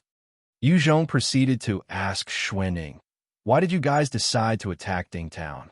Xuenning's eyes flashed with helplessness. The crazy bitches from the Snow Palace had launched an attack out of nowhere on the surrounding powers. Our violent scorpions were not a match against those crazy women, and had no choice but to run in this direction. We had intended to shrug, say fuck it, and relocate here. Yu Zhong asked curiously. Snow Palace. I heard that they were an all-female bunch. With your power, going there should be more beneficial for you. Why didn't you do so? Ning was not weak. With her second-order divine speed, on top of her agility-based evolver status, she would be welcomed anywhere. That was why Yu Zhong was curious. Ning's voice turned solemn. No can do. If I brought my people there, other than those of us who are women, the rest of my brothers would be sentenced to lead their lives as lowly slaves. Ning wasn't a power-hungry woman, nor was she an absolutely capable leader. However, she was caring enough to not abandon her subordinates, nor condemn them to a life of suffering. Through her explanation, Yu Zhong discovered what it was like to be in the all-women faction, Snow Palace. The leader was a powerful and terrifying female expert, and other than her, the rest of the upper echelons were also strong female experts. There were a total of 3,000 women in Snow Palace, and they were all disciples of the faction. Other than them, there were about 12,000 men who were slaves. They had to slog for the Snow Palace and ate the worst food, did the most horrible jobs, and lived in the most uninhabitable places. Every day, there would be men who died from the cold, but the Snow Palace basically ignored their plight. Hearing that description, Yu Zhong was sullen. The world has really changed. What kind of stupid hellhole did that leader of the Snow Palace crawl out from, to be so antagonistic to all men? It was obvious that the head of the Snow Palace viewed men with disdain. Yu Zhong continued to ask, how many of your violent scorpions are left? Ning did not hide anything and replied, of the original 3 factions of the violent scorpions, the purple scorpions, the yellow scorpions, and the scarlet scorpions, the yellow scorpions have been wiped out. The red scorpions under toilet, and this group are all that's left. Yu Zhong continued, is there any way to get in contact with toilet? Ning looked straight at Yu Zhong with her beautiful eyes and shook her head slowly. Boss Yu, this queen might be your girlfriend, but this queen will not betray her brothers, even if you got people to torture me. You can force me to do anything, but this queen will definitely not betray her brothers. Yu Zhong could not take it anymore and rebuked her. Can you stop using this queen and just speak normally? Looking at such a hot and beautiful little minx actually refer to herself as queen caused Yu Zhong to be uncomfortable. Ning replied, albeit a little awkwardly. Got it from now on. This queen, no, I will take note of it. Right at this moment, following the loud roars of motors, 2 assault helicopters flew overhead, passing this small town as they headed into the distance. Yu Zhong saw those assault helicopters and a strange glint flashed in his eyes. Those are the Eurocopter Tigers. Are they from the Kingdom of God? The Kingdom of God originated from Europe, Germany, and the Eurocopters were the most common form of weapons they had utilized when they were expanding in Vietnam. Yu Zhong pointed at the direction which those Eurocopters flew towards and asked Ning, what faction lies over there? Ning took a look before replying. It should be the territory of the Thousand Heroes Association. The boss, Dan Ba, is a lustful sex pervert, but his strength is genuine. I heard they're on equal footing with the Snow Palace, with over 10,000 survivors. Yu Zhong eyed that direction, and a bad premonition arose in his heart. Seeing that this streetwise, mouthy female leader knew the area well, he continued to ask, I want to go to Ning City. Do you know the way? Ning asked. I know, but to get there, we need to pass through any of the 3 major powers. Which road will you prefer? Which road is the fastest? The road that passes through the territory of the Greater China Alliance. He immediately brought an end to the discussion. Then let's head to the Greater China Alliance. Ning looked at her subordinates within the town, her face turning slightly downcast. But boss Yu, what about my brothers, sisters, and the people of Dingtown? Through the experiences of the apocalypse, Ning had grown accustomed and distant to the loss of lives, but she was extremely loyal to her people. Since this band of rogue teenagers had followed her, she was determined to be responsible for them. That was why, even though she was an evolver that possessed a second-order skill, she was only level 30 because she focused on empowering the rest. Due to her tireless efforts to support and protect them, they were all loyal to her. There's enough food to support everyone here for a week. Wei Jie, come over. Yu Zhong eyed Wei Jie, who was standing a distance away, and called for her. Wei Jie came to his side and asked with a little apprehension, "Boss Yu, what's the matter?" Yu Zhong's measures were decisive and vicious, and his merciless attitude to his enemies had thoroughly shocked this kind-hearted teacher who only had the best interest of her children in mind. She found it hard to breathe just by standing beside him. Yu Zhong swept his gaze over the people present, before pointing to White Bones and said coldly, "Everyone listen up. From now on, Wei Jie is the temporary leader of the town. Zhang Yin, you and the rest will assist her in the running of the town. White Bones will be aiding you as well. Whoever does not listen, it will directly kill the offender. The whole lot of you better run the town properly. Wait for my return. Is that understood?" Zhang Yin and the rest felt a chill down their spine as they replied respectfully, "Yes, leader." Although they were not wholeheartedly submissive to Yu Zhong yet, they had been frightened by his fearsome methods. As long as he was not dead, or without the assistance of any other larger power, they would not dare to entertain any strange thoughts. Xuanning also lectured a few of her little leaders before deciding to bring along a 13 or 14-year-old whose hair was dyed tea green. She had thick makeup on, and her figure was just beginning to blossom. Xuanning pointed to this girl with tea green hair and introduced, "This is Lu Xiaocha. You can call her Little T. She has the ability to forecast the weather up to a day in advance, and she's extremely accurate. She can even predict how long before the next rainfall and how long the rain will take." Lu Xiaocha looked at Yu Zhong and shot him a provocative smile. "Boss Yu, you're really cool. I'm all wet from watching you. If you want to fuck, just find me, hee. Get on." He eyed them impassively and pointed to the swift shadow bike that he retrieved from his storage ring. The girls in the current society were truly audacious and open. There were many young females who were not closed to experimenting with their bodies, and when the topic came to sex, they were even more daring than most guys. Yu Zhong did not view such people with contempt. After all, it was their choice. However, it did not mean that he liked them. However, her nature-predicting ability was important to Yu Zhong, who did not control satellite. If he had someone like her earlier, he wouldn't have been blown away by that monstrous snowstorm. Lu Xiaocha took one look at the sleek and powerful-looking motorcycle, and her eyes shone with anticipation. "Wow, what a cool motorcycle!" Xuanning slapped Lu Xiaocha's perky butt and said, "Get on, you havoc vixen." "Yes, big sis," she exclaimed and leapt on. Xuanning chuckled seductively at Yu Zhong and got on as well. "Boss Yu, Little T is not a bad girl. She's one of the 2 virgins I have in my troop, and she's relatively clean. There are no problems if you want to fuck her. Am I some lustful sex maniac in your eyes?" Yu Zhong was speechless as he got on the bike. The moment he climbed behind Xuanning, he could smell the bewitching scent of the young girl in front of him and felt her perky and bouncy figure in front of him. He instantly got aroused, and his rod pressed against her bottom. Xuanning nestled deeper into his arms and teased, "Hee, you're hard. Ainsha, shut up and sit tight." He was a little embarrassed and irritated, barking out before flooring the accelerator, causing the motorbike to roar to life and charged into the horizon. Before the apocalypse, this Yang County had over 100,000 residents. Now, the entire place had become the territory of the Greater China Alliance. Yu Zhong brought Xuanning and Lu Xiaocha to the outskirts of Yang County, observing and making their preparations.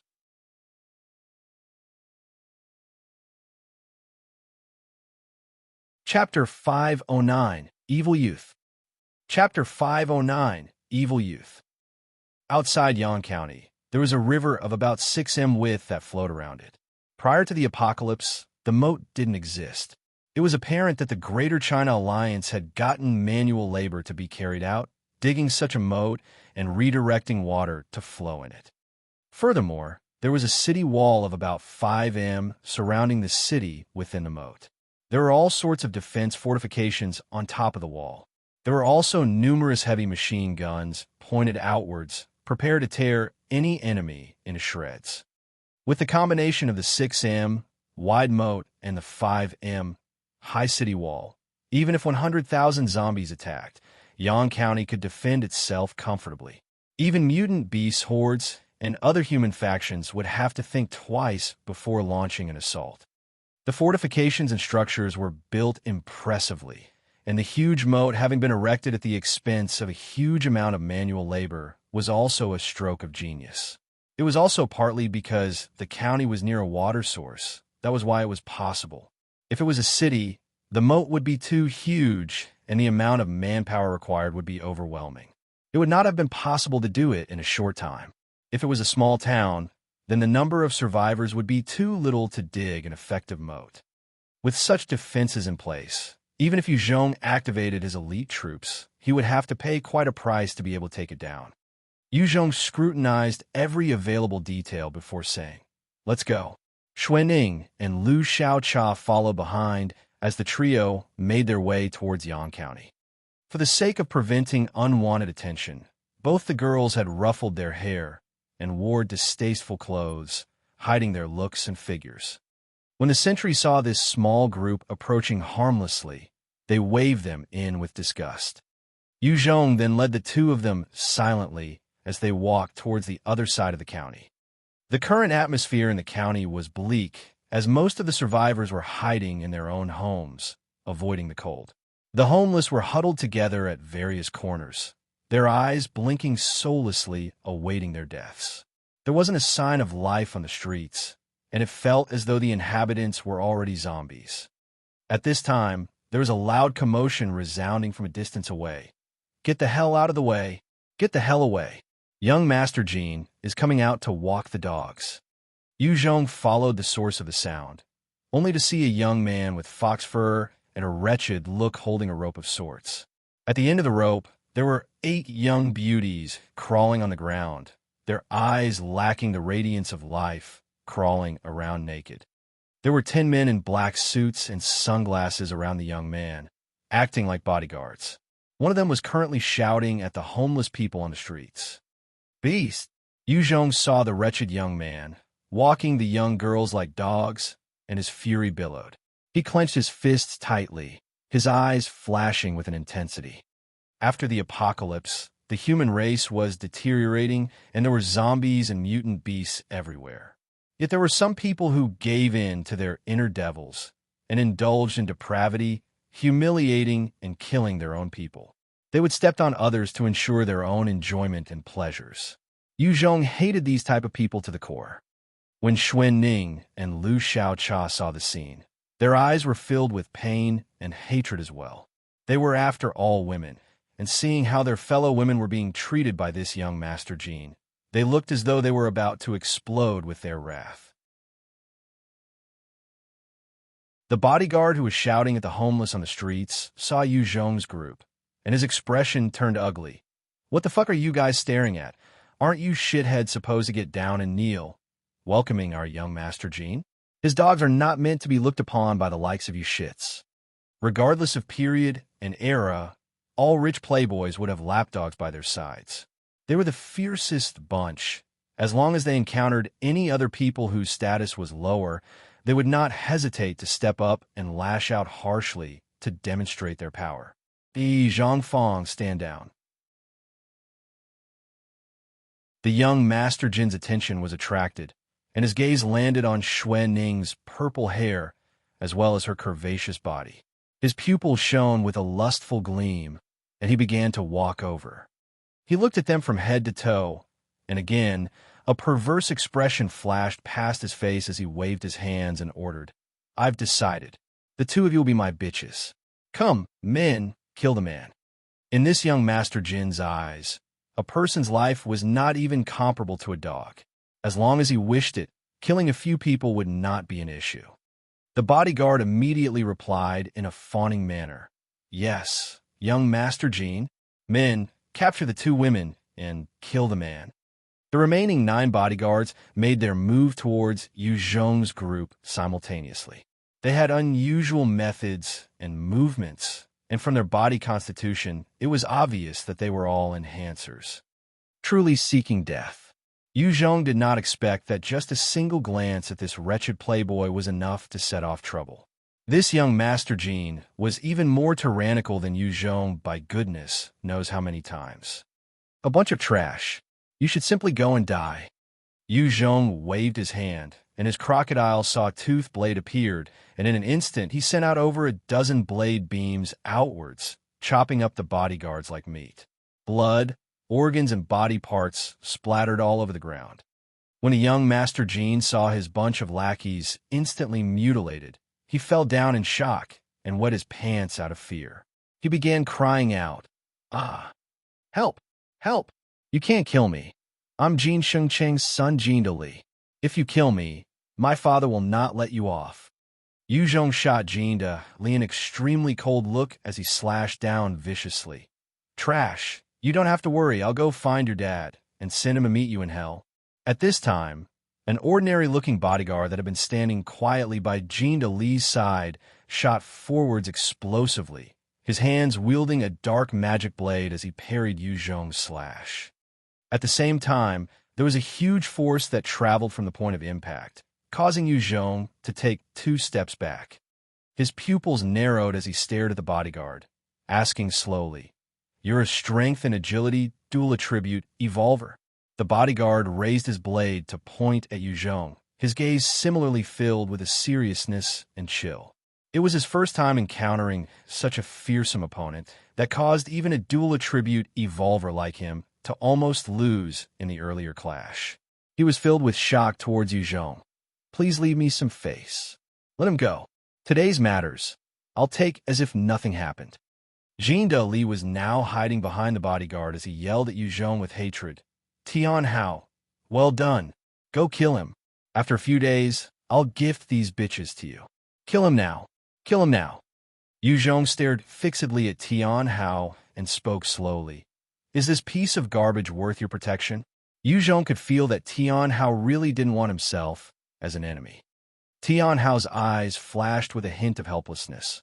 "I need to ensure his safety." Yu Zhong's gaze turned strict as his eyes flashed with an icy resolution. "Then I guess I'll send you on your way as well. I'll definitely not leave that piece of shit alive." Yu Zhong could guess that Tian Hao had his difficulties. However, there was a sea of people like that, and he couldn't allow his sentiments to get the better of him, as well as his path. Then, Tian Hao's eyes flashed with a strange light, and he activated his own second-order shadow steps, and his speed increased explosively, exceeding even the speed of a Type 2 lightning. In a blink, he crossed the 8M distance between him and Yu Zhong, as a flash of a dagger soared through the air, threatening to slice off Yu Zhong's left arm. Fast! Yu Zhong's eyes glinted as he activated his shadow steps and gravity manipulation. A huge force weighed down on Tian Hao's body, causing his movements to turn sluggish. Right as he was impeded, Yu Zhong immediately sent a blade towards Tian Hao's own arm. "Open!" Tian Hao bellowed in rage, his body muscles turning taut, as a ferocious strength exploded out from him, bringing his blade up to parry Yu Zhong's attack. Once again, Yu Zhong was forced back. Yu Zhong could easily take down a level 30 evolver that specialized in close combat within a few seconds. However, he was matched blow for blow by this Tian Hao.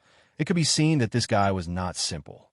At that moment, just as Tian Hao was about to charge towards Yu Zhong again, Ning's voice came from behind, filled with thick killing intent. "Tian Hao, don't move, or I'll kill this garbage." "No!"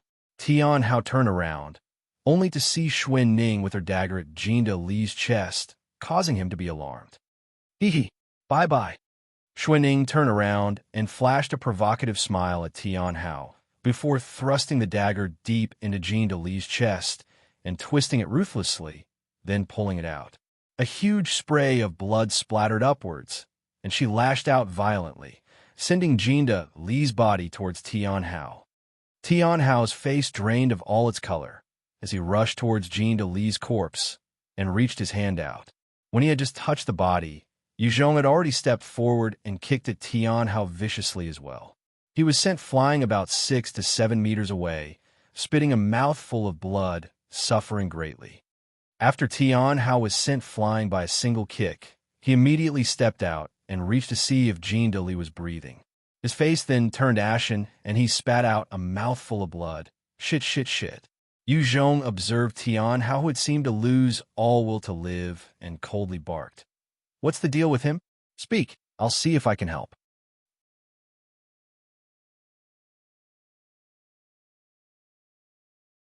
Chapter 510, Truth.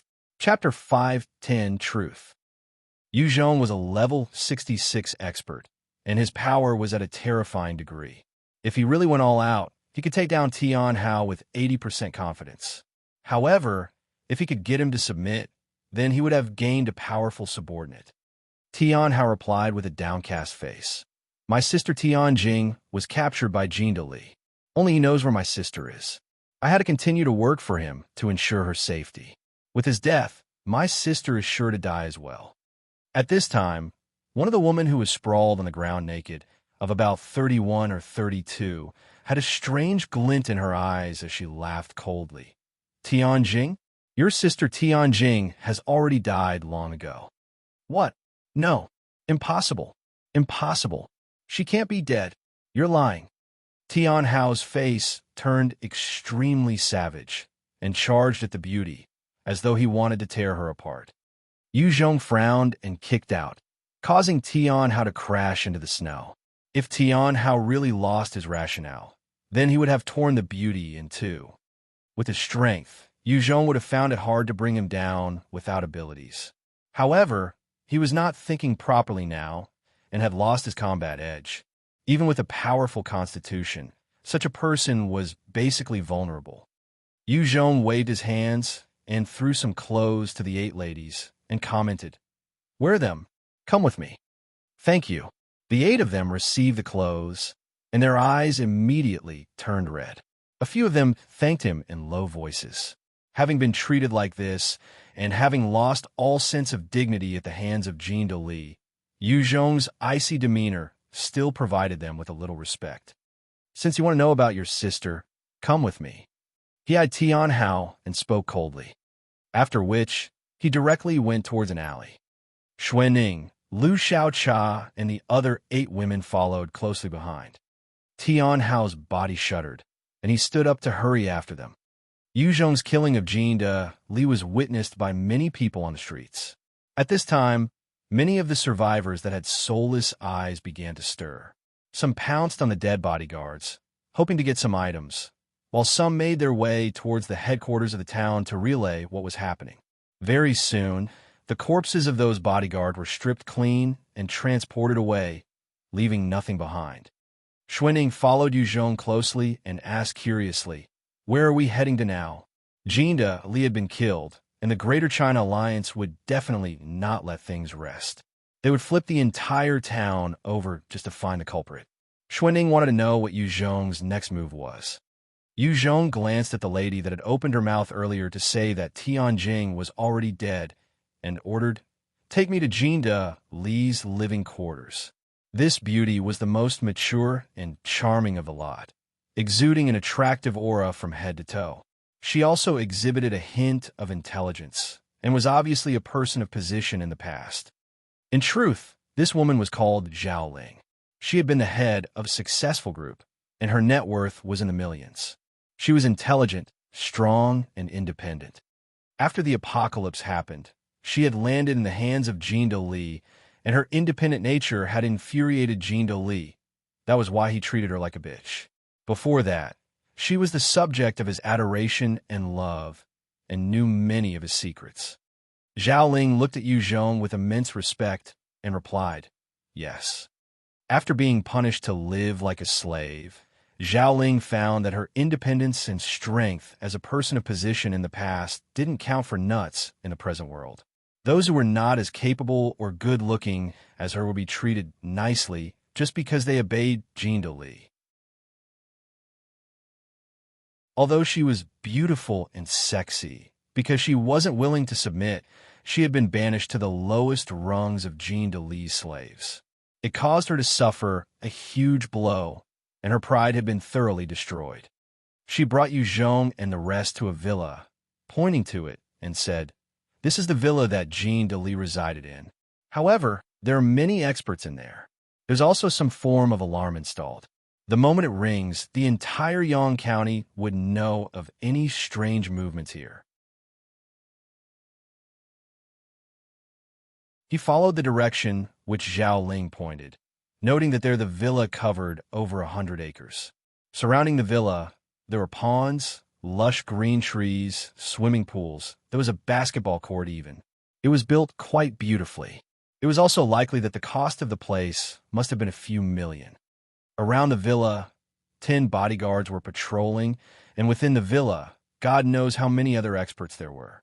"You guys wait here." After that, Yu Zhong disappeared in a flash. In just a breath's time, he suddenly appeared in front of the 10 bodyguards and activated his Art of Fear, causing a powerful spirit attack to envelop the minds of those around him. The 10 bodyguards were caught unprepared and were immediately subjected to a terrifying hallucination and fainted on the spot. With just a thought from Yu Zhong, it had broken their minds and caused them to be frightened to death. After taking them down in a jiffy, Yu Zhong charged into the villa like a tornado with a speed that easily exceeded a Type 2 lightning. As he ran, he continued to emit spirit fluctuations through his Art of Fear, causing anyone that came in contact to immediately convulse on the spot. In 5 seconds, he had rushed all the way into the surveillance room, sending out a wave of Art of Fear. The 5 soldiers within the room instantly fainted and crumpled to the ground. Yu Zhong stood for a moment in front of the monitors, taking in the images, and shot out of the room. Boom! Following a huge resounding boom, the doors in one of the halls were kicked down by Yu Zhong, and he discovered over 20 men currently entangled with some other women. Of the 20 over men, some were on the floor, some were roaring with laughter, riding some of the women. Some were using whips and candles to torture the women as well. The women were all naked, drenched in sweat and all sorts of substances, lying down weakly. There was a strong sexual odor in the room. Jean de Lee would usually gift his subordinates some of the women that he was bored with, and it wasn't just to win his subordinates over. It was also a form of entertainment. "Who is it?" Seeing the huge doors slammed open, a few of the men were jolted awake and shouted out in shock. Some even wanted to prepare their equipments.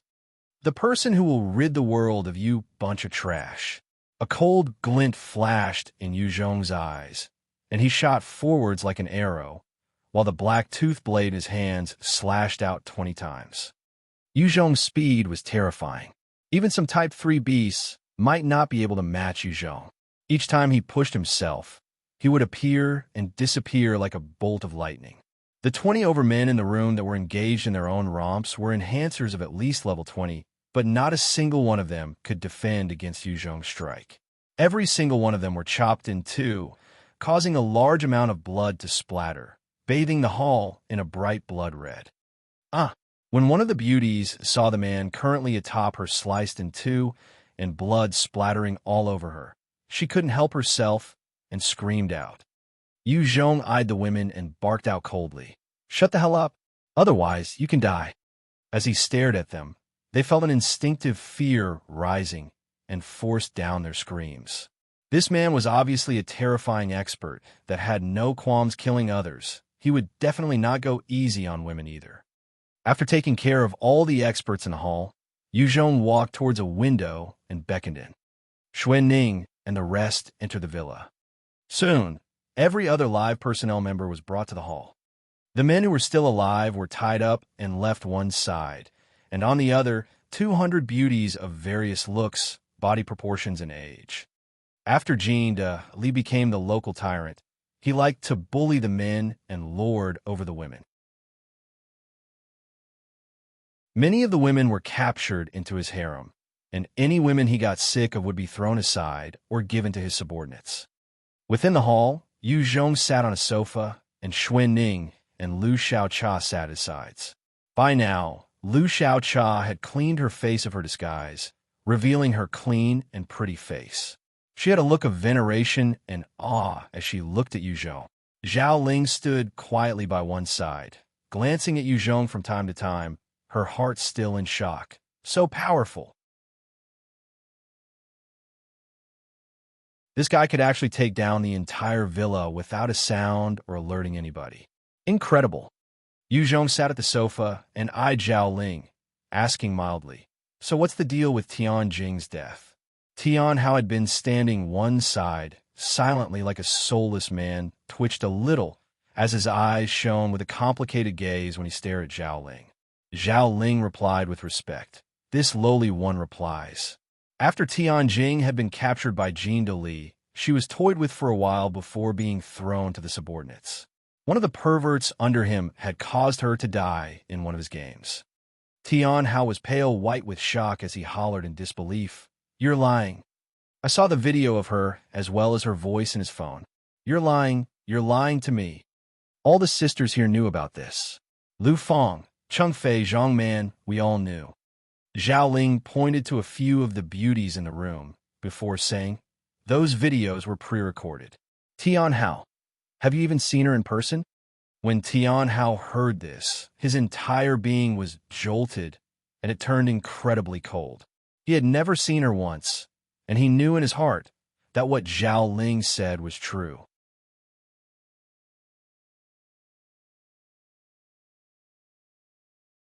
Chapter 511, Thousand Hero Alliance.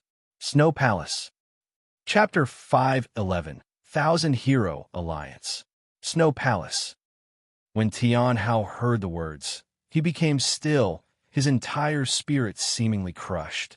Ever since he became an evolver, he had been constantly fighting outside, gaining levels, becoming stronger.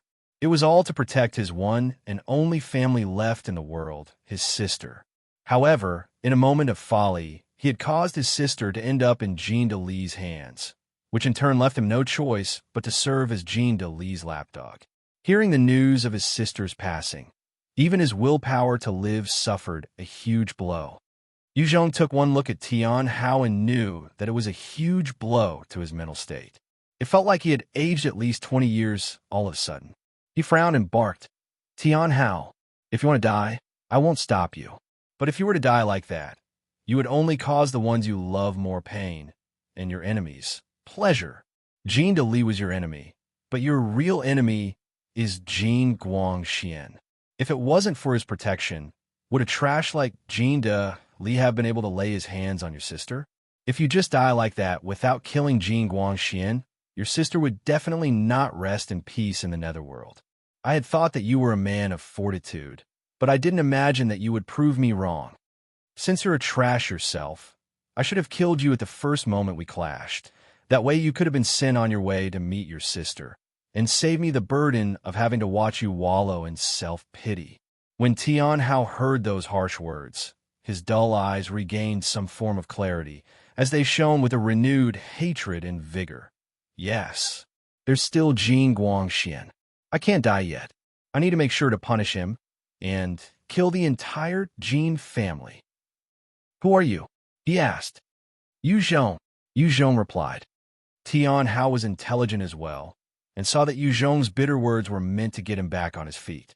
He gritted his teeth and swore. "Good.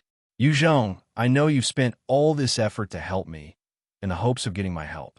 I promise you, as long as you help me with my vengeance, my life will be yours to command.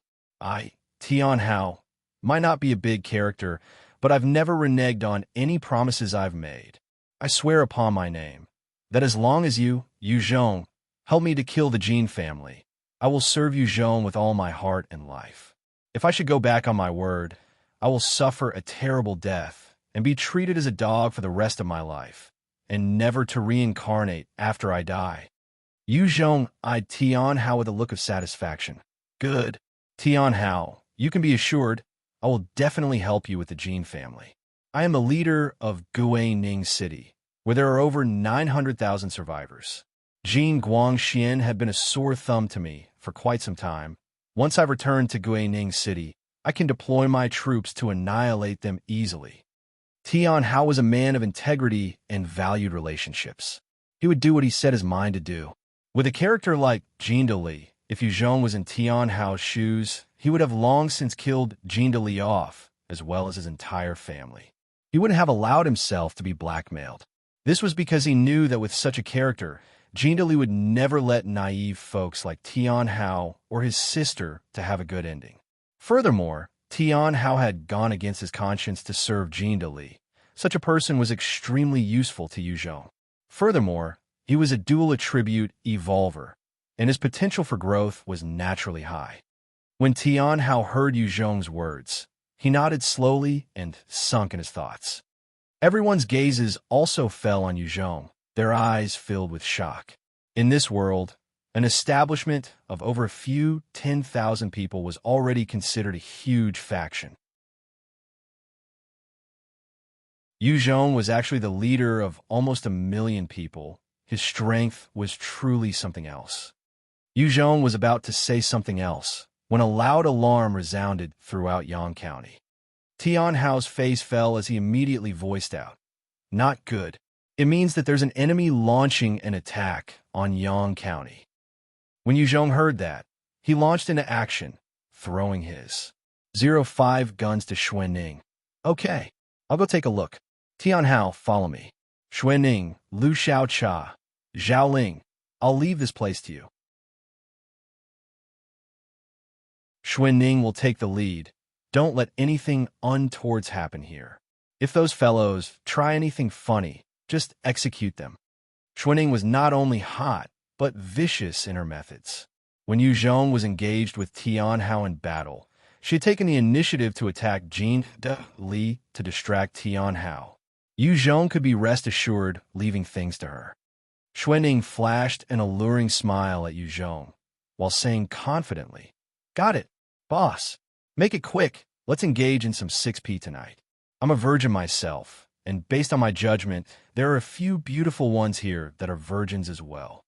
Xue Ning's brazen words caused Yu Zhong's figure to slightly tremble. He had never seen such an outspoken woman before. He had a number of women at his beck and call, but most of them were filled with respect and fear towards him. They all spoke extremely courteously. At most, they would tease him once in a while, but he had never seen someone who declared herself to be a virgin and yet suggested a 6P in the same sentence before. Seems like it wasn't a bad decision to get her. He swept an eye across her charming features and sexy figure, taking in that bright purple hair of hers that occurred due to evolving, and felt a tinge of excitement in his heart. Yu Zhong only took a quick glance and threw his thoughts to the back of his mind before charging out with Tian Hao. Outside of Yang County, there were 2 clear separate troops. One was all male, and the other a mix of men and women. Of those troops, the men numbered in the 6,000s, while the women counted above 10,000. With such manpower in this day and age, they can only be powerful factions, and they were precisely the Snow Palace and the Thousand Hero Alliance. The Thousand Hero Alliance had a battalion of soldiers currently marching on Yang County, with a large number of its soldiers firing wildly. As for Yang County, the defense mechanisms were engaged as the heavy machine guns on the city walls began spewing fire, suppressing the Thousand Hero Alliance soldiers. From time to time, there would be a Thousand Hero Alliance soldier that fell. Behind those soldiers, there were 2 self-propelling rocket launchers firing projectiles towards the city wall as well. Every projectile packed a powerful punch, as one round from the rocket launcher caused a huge hole in the city wall. City walls were a form of defense that was used in ancient times, but had been relegated due to modern warfare. It was because the firepower from modern weapons were too powerful, and a city wall would not be able to withstand the blast impact from those weapons of destruction. In between the 2 troops at the back, there was a Joint Forces command post in charge of commanding the assault by the Thousand Hero Alliance and the Snow Palace. A man stood in the command post, his height towering at 1.9 m, his entire frame bulky and muscly. He had a full beard, his hair grizzly, his eyebrows thick. He wore a clean white shirt and black trousers, and while his attire didn't match his aura, it could not be denied that he was imposing and powerful. He was looking at a stunningly beautiful woman beside him, whose hair was a silvery white and her body curvaceous. She had an otherworldly aura and incredible features, which shone with an intense coldness and aloof nature. The man's eyes were filled with an undisguised lust as he spoke. "Snow Palace Master, it's your turn to send your people." The middle-aged man was precisely the leader of the Thousand Hero Alliance, Zhu Xiongba. He had single-handedly brought up this faction of 50,000 people and had over 7,000 direct subordinates. As for the cold and proud beauty, she was naturally the palace master of the Snow Palace faction, Shangguan Bing Xue. Attack! Shangguan Bing Xue did not return Zhu Xiongba's gaze, instead turning to a pretty, short-haired soldier decked in military uniform. This person was Yin Chu. Yin Chu replied in a respectful manner and stepped out to relay the orders. "Yes, Palace Master." Being disregarded by Shangguan Bing Xue, Zhu Xiongba's heart was filled with fury, and he entertained an extremely vile thought. "Little bitch, why the fuck are you acting so cool for? Once we're done with the Greater China Alliance, I'll capture you and fuck you over and over in front of your subordinates. Since you hate men so much, your father, I will get over 1,000 men to play with you and break you down. I'll see if you can still pretend to be so proud." Even though he was thinking such nasty thoughts, his face wore an awkward smile as he looked towards the distance. Under Shangguan Bing Xue's orders, 6,000 men in tattered clothes walked out from their original contingent, each of them looking bedraggled. They carried long pontoons on their backs as they were forced to charge onwards by the female warriors behind, making their way towards Yang County. In Yang County, the machine guns continued to fire out at the incoming male survivors, felling them like sowing wheat. In just one volley of fire, the male survivors lost their composure and tried to turn and escape. These male survivors were the slaves of Snow Palace, having been made to eat the worst, do the worst kind of labor, and they naturally had low morale. When women became vicious, they were even more terrifying than men. The entire Snow Palace basically propagated the poor treatment of the males. One of the female enforcers brandished her sword and hacked away at the men, shouting, "Get the fuck out there! Bunch of useless trash." Numerous men were being killed left, right, center, and behind as gouts of fresh blood dyed the scene. Amidst the carnage, one of the male survivors could not hold back anymore and threw himself on a female soldier, shouting, "Everybody, let's kill these crazy women. Only then will we get a chance to survive." 6 or 7 men immediately jumped forwards and began to bite and scratch the woman to death. The shout from the first man had ignited the desire to survive, and the men instantly went crazy and turned on the female soldiers, drowning them beneath their bodies. Like this, the male slaves of the Snow Palace turned around to bite their masters. Yin Chu ran urgently in front of Shangguan Bing Xue and said, "Palace Master, the men have rebelled."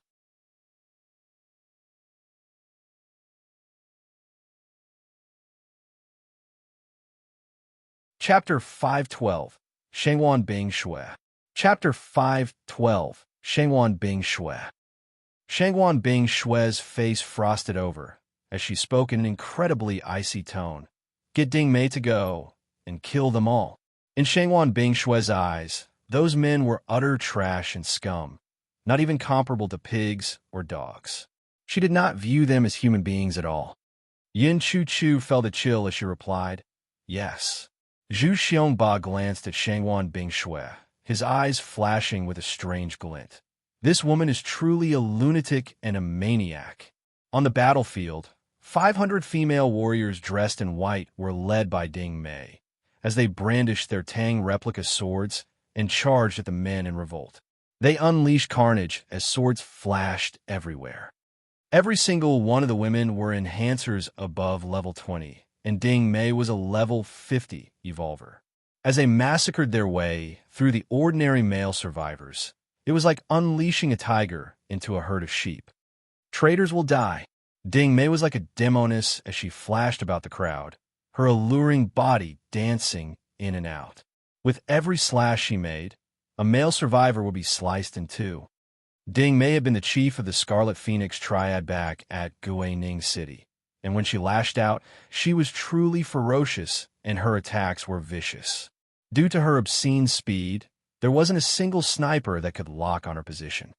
With that valiant but cruel Valkyrie leading her troops, the group of male rebels instantly collapsed. Many of them wailed as they tried to run in all directions, but the female warriors chased them down, killing them. What a fool! Yu Zhong was hidden in a corner of Yang County, observing the battlefield. When he saw the female warriors slaughtering the male survivors, he could not help but frown and curse. While Shangguan Bing Xue's extreme measures were enough to deter any men from harboring intentions towards the women of the Snow Palace, she had just wasted a viable resource by killing the men. They were genetically more capable of warring, and she had just decided to do away with them because of the rebellion. To Yu Zhong, she had made a really stupid call. At the same time, Yu Zhong had seen through Shangguan Bing Xue's true might, and it was that her core strength was the group of enhanced female warriors. Other than them, they didn't even have many firearms. It could be seen that her faction wasn't too much of a threat to him. Great, great, great. Truly as I expected. This Shangguan Bing Xue is just putting on a false front. Zhu Xiongba watched as the Snow Palace female warriors chased down the male survivors and pressed a button in his hands. At that time, the soldiers from the Thousand Hero Alliance marching towards Yang County suddenly turned around and began firing at the female warriors of the Snow Palace. Under that hail of bullets, many of the strong female warriors were shot down, and they laid in pools of their own blood. At the same time, the rest of the soldiers from the Thousand Hero Alliance began firing their weapons at the Snow Palace soldiers out of the blue. As the attack came suddenly, over 100 Snow Palace female warriors were shot dead. Those who are men, kill these stinking bitches. Kill the stinking bitches. Everybody, take action. Kill them stinking bitches. Join our Thousand Hero Alliance and gain proper freedom. Grab your own fate, become true men and heroes. As the Thousand Hero Alliance soldiers continued their assault, they hollered loudly. The men who had been subjected to slavery and torment under the Snow Palace treatment instantly got fired up. They rose up in anger and began their retaliation towards the female soldiers of the Snow Palace. They had been forced to do intense manual labor and had been suppressing their hatred and fury. At this critical juncture, it all erupted and became a huge, roaring body of emotions.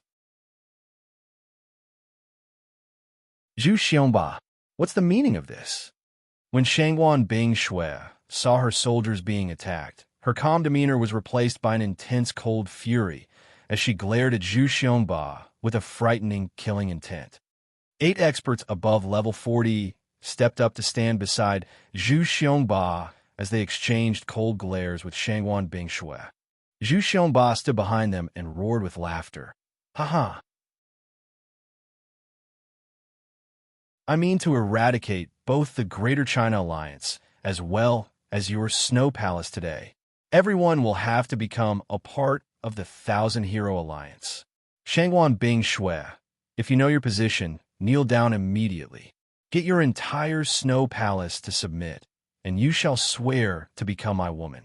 I will then dote on you. Otherwise, should you fall into my hands, I will treat you like the lowest of the low, and you will become a bitch to be fucked by every single man that I give to. By now, the Thousand Hero Alliance had gotten the upper hand in the betrayal, together with the uprising by the male survivors of the Snow Palace. The Snow Palace faction was being bombarded by attacks on all sides. Many female warriors had just gotten into formation when they were blasted by fire.